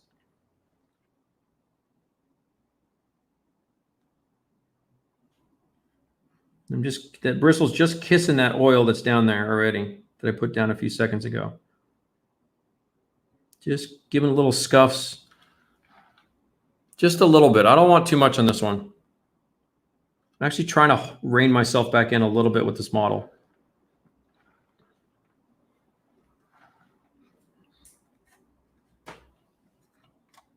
I didn't do, well, it's, okay, the other one's going to get in the way here. So this is kind of how we were painting stuff 10 years ago. You can see all the little white hot. See, everybody likes to do that technique like all over the place. And I thought I was controlled there, but here I'm trying to actually really get even more so to where it's just super tiny little subtle shifts, and it's not those little tight hot spots. So it's a change in my, like, almost a personal personal smile, and my personal style as well. And I think that's really something to talk about, because I know a lot of you guys are either new to weathering, or, you know, the experienced guys will come and go a little bit as they want to just see what I'm doing. They want to, you know, snoop on me. But you guys that are kind of new to this, you know, kind of a thing, like I'm kind of rolling this in so that you understand that you don't have to beat these up to where the extremism with the weathering. And you know, as people start saying it's over weather and stuff, a lot of it is I'm trying to get the scale of this weathering into the fact that this is a really not humid winter, if that makes sense. Like that middle part, you know, when the winter just gets so bone dry, it's all about that.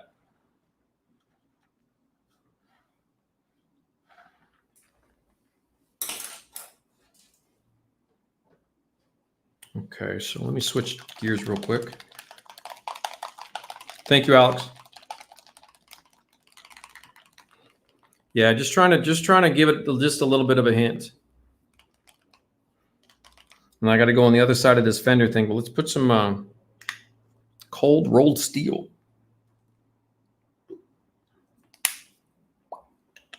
It's a good metallic color. I don't go with metallics too often, but where's my little... Okay, so this is my dry brusher, dude.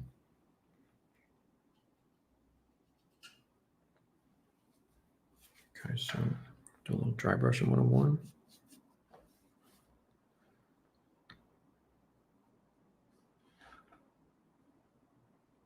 This is just hitting some of the metallic, just this hint of metallic up on that grab rail there.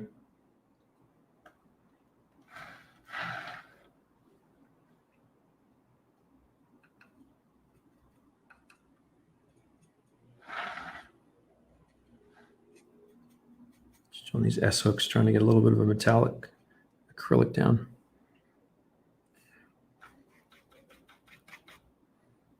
This brush is probably a little bit actually on the big side here. Let me swap brushes out. I have a small little flat with a tiny little, you know what, I'll sacrifice this guy. I barely use him. Okay, we're going to sacrifice the dude here. Let's take one for the team, my friends. Okay, get all the oil out of there, wash it up. Come back over here. Okay, hold on one second, just wiping off the...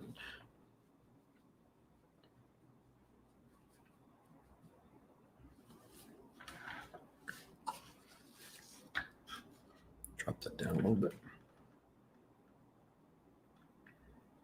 Just trying to subtly dry brush some of the darker gray metal into these S hooks a little bit. I'm trying to save some of the white that I have down as well. I'm not rushing into this. I'm trying to build this up pretty slow.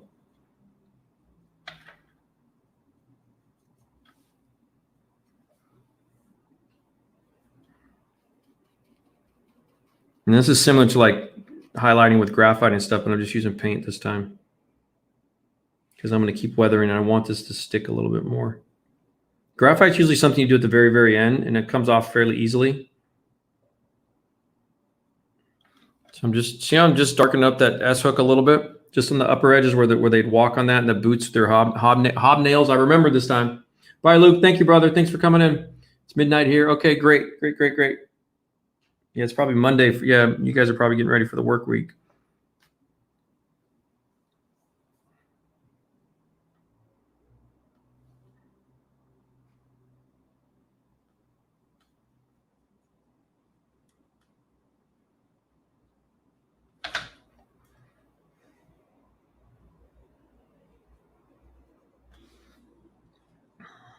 This is super, super tiny, super subtle.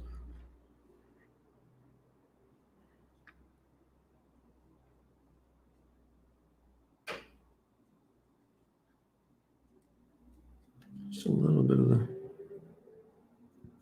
let me get the other side over here.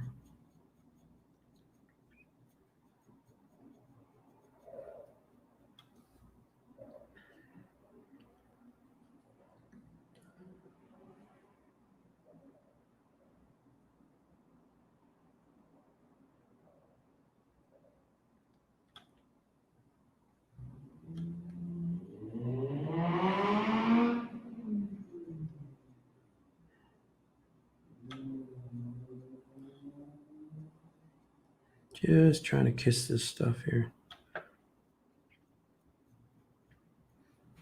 There's a lot of ways you can do this kind of stuff where you've got pre-painted, but you need to kind of give it a worn look over the paint. So I'm just kind of real gently dry brushing the dark metallic gray. And it's metallic, so it gives a little bit of a sheen to it. You know, it gives you can just see the hint of the light popping on that.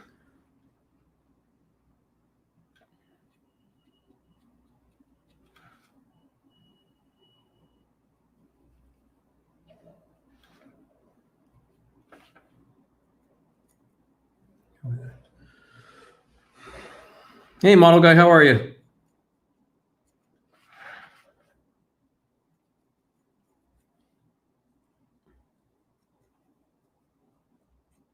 I'm just kind of dry brushing some of these little diamond plate stuff here.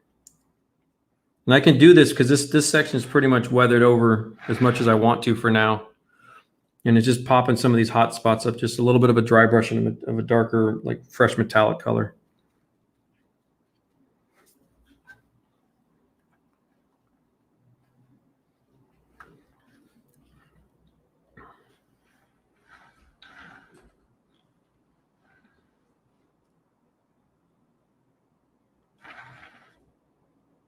It kind of gives it that warm steel look under the gray and the white a little bit popping up.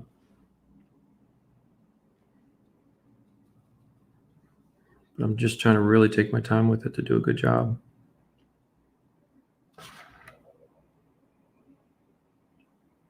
Just a little bit of discoloration there. Just hit that bracket just a smidge. Top of this fender bracket, a smidge and a smudge. Yeah, it could have just been mispronounced smudge, right? I saw that comment. I was thinking the same. Okay.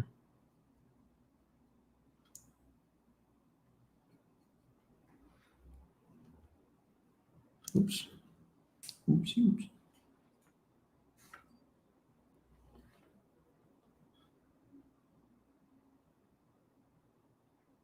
Got a little error there. The brush accidentally hit that top of that for a second. I'll fix it later. Okay, so let's put a little. Let's get the thing down here. Oh, let me. Let's see. Do I have? Where is? What's the color? Bakelite's kind of a. What's that? Dark rust. Let's see. Bakelite. Which rust is this? Dropping shit. Okay. So Bakelite's kind of an orange red. Everybody good? Just a touch.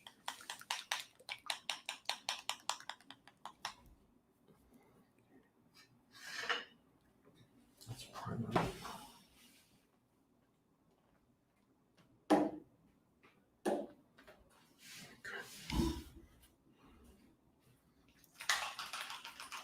So I'll do a little bit of a mix here, kind of an orangey red.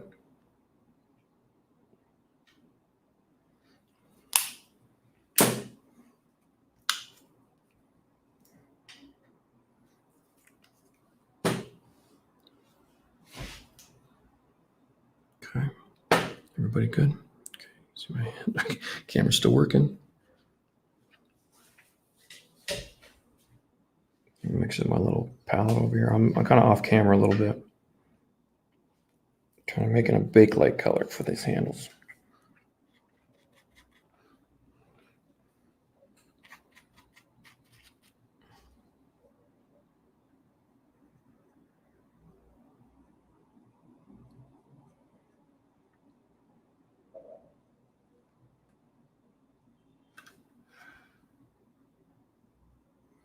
Just really carefully trying to not brush paint the whole thing.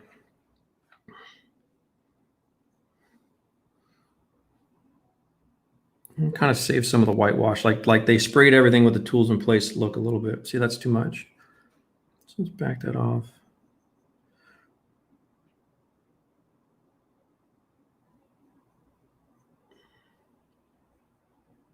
Now I gotta make the other side a little bit brighter.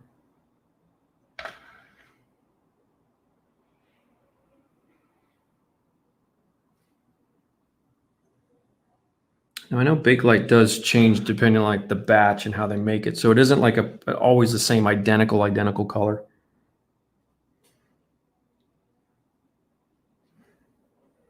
But these wire cutter handles are always, they're like a Bakelite. I know some guys have some of these.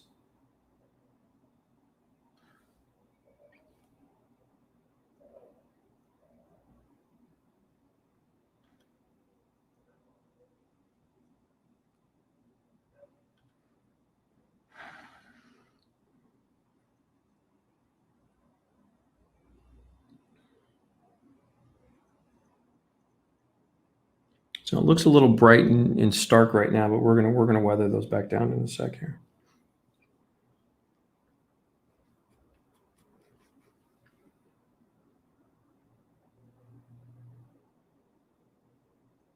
Just trying to keep some of the white.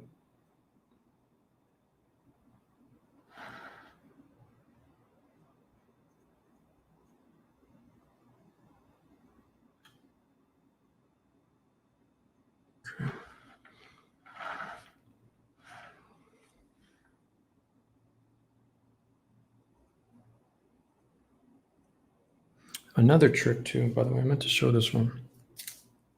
If you have stuff on the model that you need to paint by hand,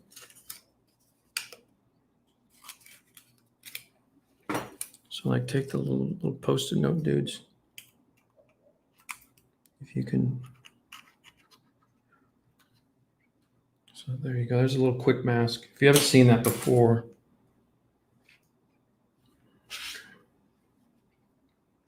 Everything good? Okay.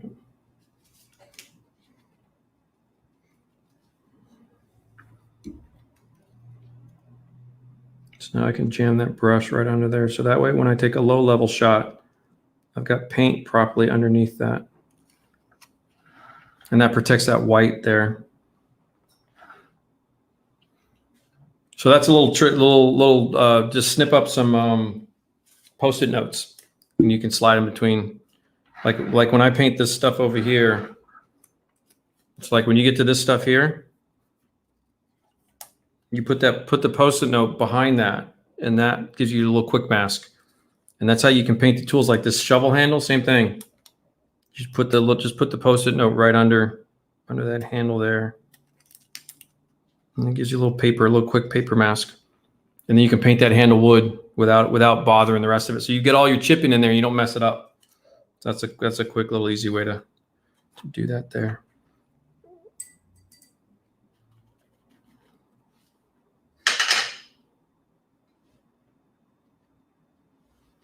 Okay.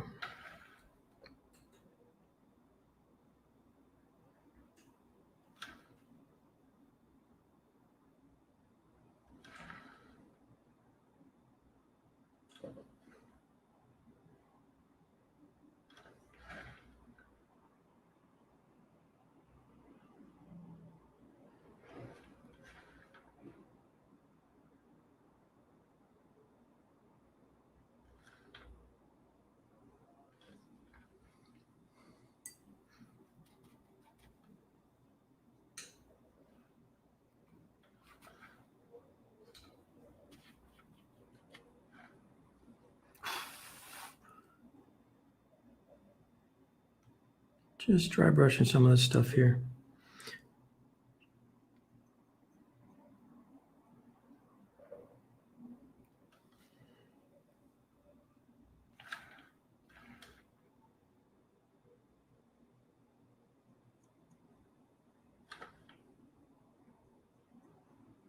Just super, super subtle dry brush that tip of that white metal handle. That's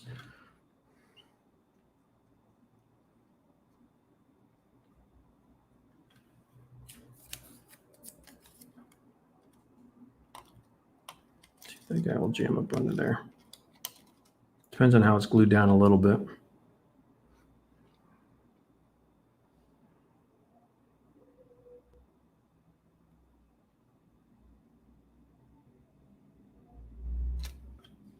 It gives me a nice little. Okay, so that's pretty cool. Okay, so now I can kind of weather that little panel in there. Sorry for that little distraction. What whitewash was applied over? Yeah, it depends, Marino. You see it both ways in study. Depends on the unit. Depends on if it was a downtime and if it was coming from a depot level where the maintenance depot had whitewashed the unit for them, or if it was in the field by the crews themselves. It just really depends, Marino, on that. Some crews are real fastidious. We're talking German. So sorry to my Germans, but sometimes you could be that way and you can be real fastidious. So oftentimes with when it goes from like a factory applied thing where the tools sometimes aren't even, they'll paint the whole vehicle, they'll send it to the unit. The tools will be actually like in a separate case, and they'll get all the stuff done, and then they'll slap the tools on. So you get kind of that contrast of brand new, fresh tools. And then times later on in the war where they're just kind of coming and going, and the tools have been on there, they got to repaint, they got to respray. So you get kind of a transitional lifespan. And that's part of storytelling. The tools, I've always said, you've got to treat the tools as mini models. You've got to give them the same amount of love that you do the rest of this, because you can really tell a lot of the story via the tools, because that's the human weathering part of it. Panzermeister, how are you, Evan? And so that's kind of one of the things that I really try to work with my stuff is in particular is spend a lot of time on the tools, the jack block and German stuff, really kind of, so like this model here, it's kind of a combination of the two. So the wire cutters are a little bit more of a pure paint job, and then you have your S hooks are kind of really just pure steel. And my jack block's pretty, contrasty, but my jack over here is whitewashed. So it's kind of I did kind of a variation on it. And then this one, where we did the wood handles over here. Those are the cleaning rods for the gun. And then this little spare piece of wood. That's where it's hiding out. And then you get the fire extinguisher, then the axe handle. And then your breaker bars and stuff, and your starter crank and stuff like this. So it just a little bit depends, Marino. And I play with those a lot. I actually do quite a bit of variations within the tools across the spectrum of models I do. Kind of like it's a little bit like changing the tones of the models. Like if you're doing a lot of like I'm doing, oops, bumped right into you. If you're doing a lot of like, for example, I do a lot of whitewash stuff. So I try to really, mix up my stuff a little bit. So. All right, let's put a little weathering down on the base of this panel here, and then we'll probably call it, because I'm starving like a mofo. Yeah, was John Fossey, was the Bakelite, the exterior surface, was it all the same kind of color, or? Yeah, no, I mean, I know they will. It's kind of a reddish, like the actual end result in 35th scale of paint of Bakelite. It's kind of a rusty red kind of a thing, and it's kind of polished because it's kind of a plasticky thing. So it's going to have a little bit of a sheen. Like that's it. You know what I'm saying? Like there is rivet counting, but there's a point where it's like, it's also like painting wood grain on a shovel handle. Go to the hardware store, go to your garage, look at your shovel handles. You will see how tight the wood is. You barely even see grain in real life. So it cracks me up when guys are painting all the grains and stuff. And like, no, you're good. You just indicate a lot of stuff, kind of like an illustrator. Fool the eye, you'll have a better time. Yeah, totally, Marino. A lot of it. That's the artistic side of it. That's the fun side of it is adjusting those things. There's no one rule for that stuff. I mean, there's variations on the theme. So yep. Okay, Evan's finished school. Sweet. No more teachers, no more books. Yeah, that's what I said. Yeah, no, you're fine. Okay.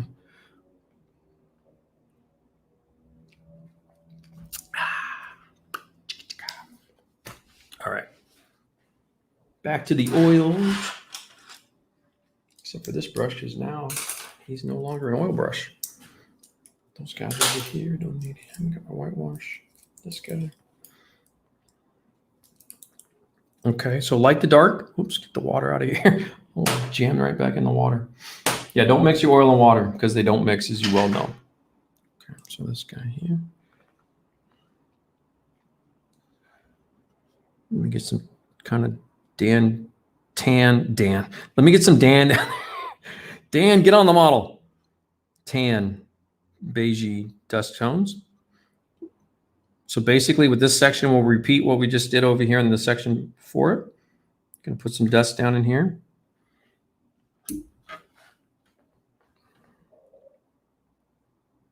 Real precise like.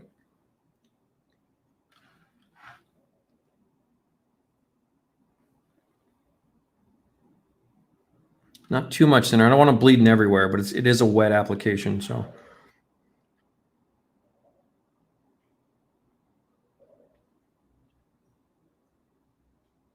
You can dust some of this stuff up. This will knock it down a little bit, that kind of a stark color there.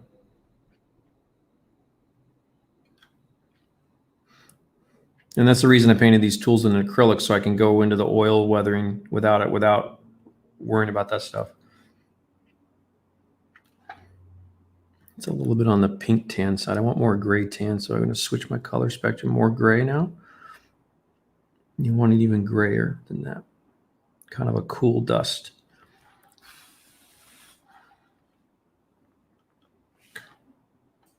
This is why these Lazy Susans are so nice. So I can rotate to that angle as quick as I need to.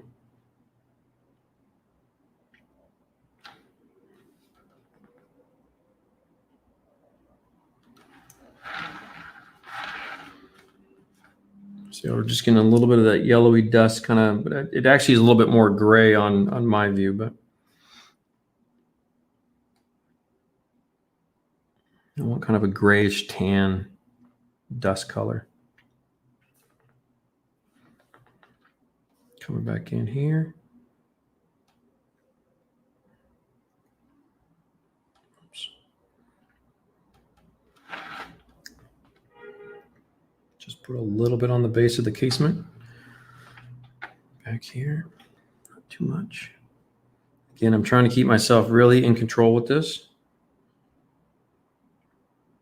without getting a little too intense. Whitewash is the thing, is it's real easy to overdo it because you start weathering it like a regular tank, and just because of the lack of humidity in the wintertime, it just doesn't get as dirty as some of the other stuff in terms of the physical earth that goes down on it. Okay, let me hair dry that real quick. I'm gonna lock this in a little bit.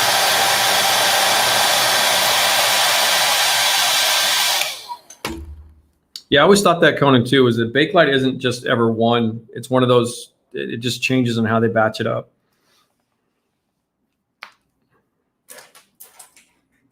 Yeah, I don't, because Bakelite's so little used in what you actually, it's like the taillight conversation. It's like it's such a tiny little, just indicated enough to get it across, and you're probably okay. Now, on bigger scales, you can get a little bit more into it, but on the smaller scale stuff, it's even less of a thingy. Okay, so these two are my darker brushes. Put him down, grab him. Let me see what colors I got on these guys. I lost track of which brush was doing what work. Okay, oh, there we go. That's the one I want. That's the one I want. Okay, gonna go into my kind of gray earth tones again. This is just, again, using a real limited color spectrum. Coming in here. Coming in hot, boys. Kind of drawing that around there. Pull this guy up over here. I want to be real precise with this. I'm trying to just get it in between that S hook and the casement there. Don't want to get too crazy. A little bit dark wash on here. Oh, geez, my hand's right in the way.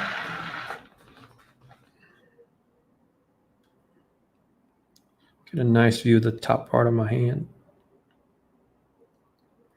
So now I'm just doing a little bit of pin washing around the brackets and the tool brackets and kind of the tools, kind of dirtying them up slowly. Trying to get a feel for how dirty I want to go with the tools. You know, just kind of depends on my mood. A little bit like what we talked about.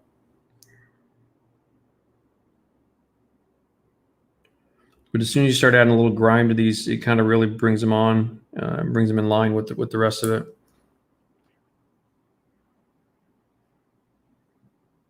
Just kind of clean that back up a little bit, kind of blend that out. So now I can go back in and start blending some of this stuff up.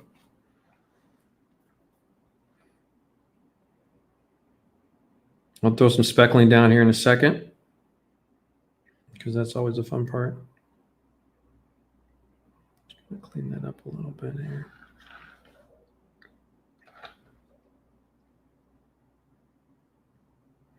Yeah, this diamond plate texture does make a little bit of a challenge because it's so easy just to use capillary action, and it's a little bit like Zimmerant. You almost have to treat it like it's not, the texture is not present, if that makes sense. Like if you try to weather Zimmerant, you're just going to make it an effing mess. So you have to weather the surface like the Zimmerant's not there, and that'll give you the effective realism that you're looking for.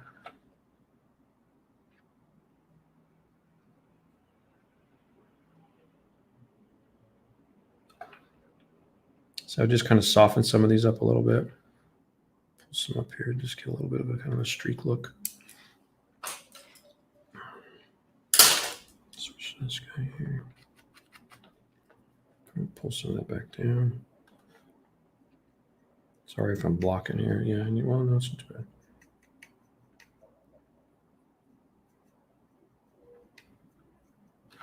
So I just kick that back down. Now we can hair dry this whole section one more time.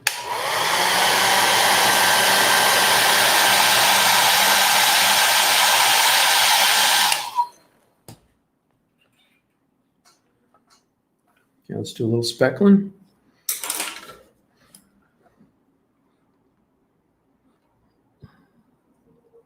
It's kind of a gray.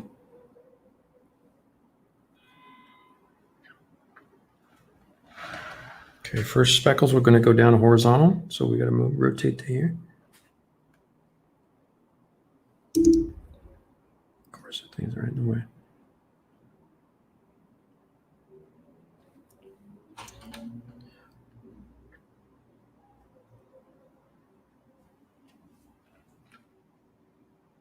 There it goes. Okay. Just real gentle speckles down up in there. Kind of just adds a little bit of a textural element to it.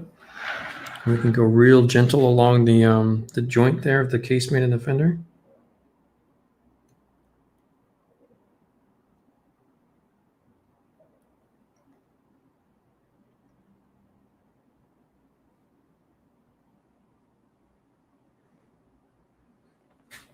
So you can see how that starts to add real subtle little bit of life to that. Just adds that little layer of just that little extra without going like blowing it up, without ruining the effect of that white kind of camo. Now I'm going to pull a couple of them down.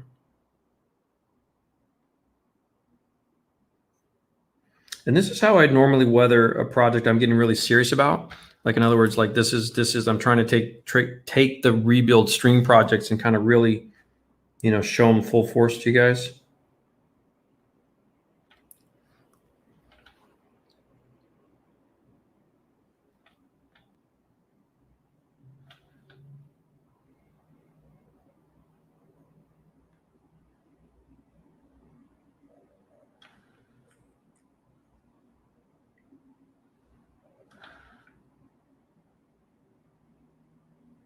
So you can see the beauty of that oil and really blending that out tighter and tighter. Hair dry this, lock it in.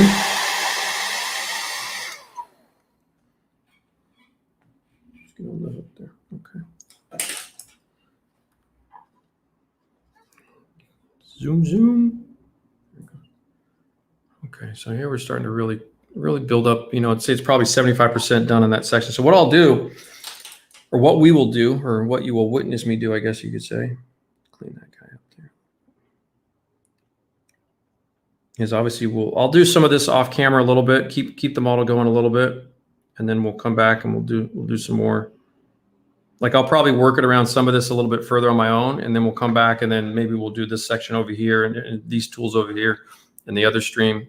We'll work our way into the pigments and all that stuff, but this is I want you guys to see, I'm just knocking this streak down a little. It's a little sharp.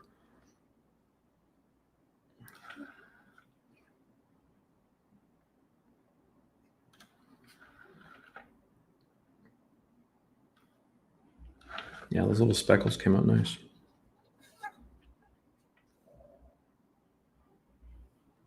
Like I'll probably paint the rubber on the tires separately so you guys don't have to watch me do that. It's very tedious stuff, but that's starting to come in now.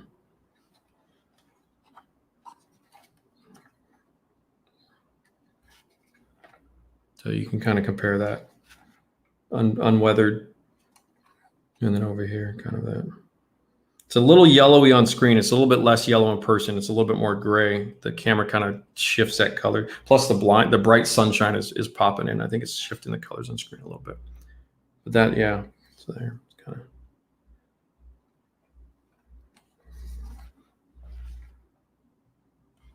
And I can kind of refine that. I can probably refine that a little bit better off screen too. The angle of all this is a little bit tough to film for you guys, but you get the gist. You get the gist. And I didn't go anything above here, anything. I just between that edge there, just kind of controlled everything from like here to that bracket over to here. Clean up the fenders in case you can overspill. You can always go back and add more streaks to the sides. Yeah. So when you finish, like right now, I'm finishing up, just kind of making sure there's nothing like I missed that if it dries, I'm going to be screwed. It looks pretty good. It's a good stopping point in a general context, and then just for my life in general. Yeah, I love these things. This one's, I'm really liking this one because I really wanted, the criticism I have of that other one is I've lost so much of the white purity, like the power of the whitewash on that other model. I really wanted to capture it as a white model, where this one is just really, it looks great. Don't get me wrong. I mean, I like it, but it's just this style of look is a very different look. So I got to run. Great stream. You're welcome. Thank you, Jay. Hey guys. Okay. I'm going to wrap it up. So final questions while I kind of clean up my mess here a little bit. You guys can hear me okay? Put that up here. That's my work. This is my normal workbench, kind of clean and tidy. Straighten up a little bit. Whoop. Yeah, well, whoops, that's the spares. So we'll get into, we'll continue on. Again, none of this is going to happen fast. So when you see these streams, we'll definitely expect 2-3 hours of just kind of real slow and steady. But you can see, we got a little bit of that done. We got obviously the chipping done on these 3 missing wheels. So those are back on the project now. Actually turned out real nice. So you can see it, a little bit of the chipping with the just the water stuff with the Mission Models paints, and just how easy it is to spray and use a primer. So I'm trying to show you guys that, I think a lot of times when you have troubles with that, we'll address them in the future. But like I said, the hairspray with Mission Models conversation will come up down the road too. You're welcome, guys. Any final questions though before we sign off? Anybody got any last minute question on a real tank? What kind of paint was used? Chalk, lime paint? Sylvain, a regular military paint is hardcore. Regular, I know post-war stuff is extremely durable stuff. It's designed to be durable.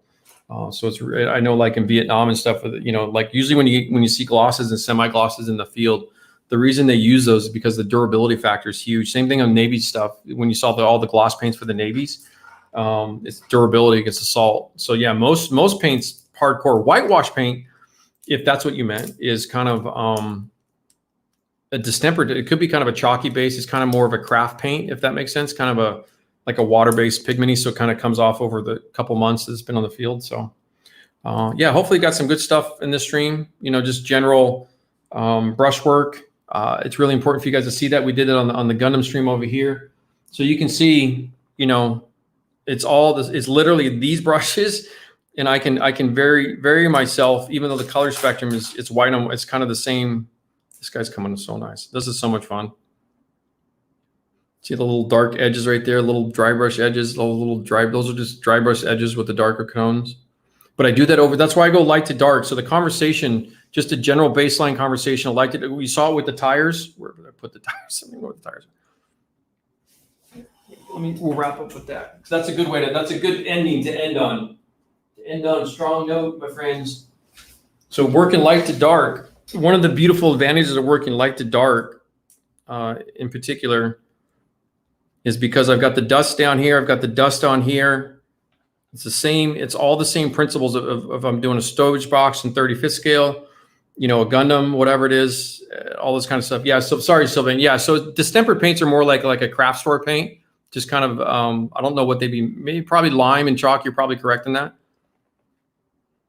So that's just the dry brush. This is all dry brushing, and these little sharp edges in here, right in there. That's all just dry brush with the darker color over the light dusty tones or the faded tones. There's a little bit of color modulation, kind of, you can see compared to this blue, where it's kind of a pale light sky, then the dark blue down below. Yeah, just having, it's all with this dude right here. The magic palette. Today's Singapore's birthday. Oh, awesome. Well, happy, I don't know what you call it, birthday or Independence Day, but happy birth to Singapore Day. Yeah, happy birthday, guys. Yeah, perfect time. It's 1:30 late, back on track. Okay, dinner's done. I won't send any pictures. No, thanks, man. Raspberry vinaigrette slaw with that pulled pork. Yeah, you're killing it. Whatever, dude. Just go away there. Just go eat your food. Nobody cares, Corey. I love you guys. Thank you so much. Everybody good? Happy birthday, Singapore. Wish you're coming to Vegas. Yeah, me too, Scott. We'll hook up, you know, for IPM in 2022. I'm guessing they're not going to drop that show, but I mean, I know some other shows are already dropping out, so we'll see. But okay, National Day. That's what you call it. Okay, you're welcome. You're welcome, Robert. Everybody, thank you for hanging in there. Thank you for dealing with the slight headphone issue I had there for a minute, but it seemed to be all right, even though I can't hear myself. It's so weird. I just feel like I'm talking to myself. All right, everybody good?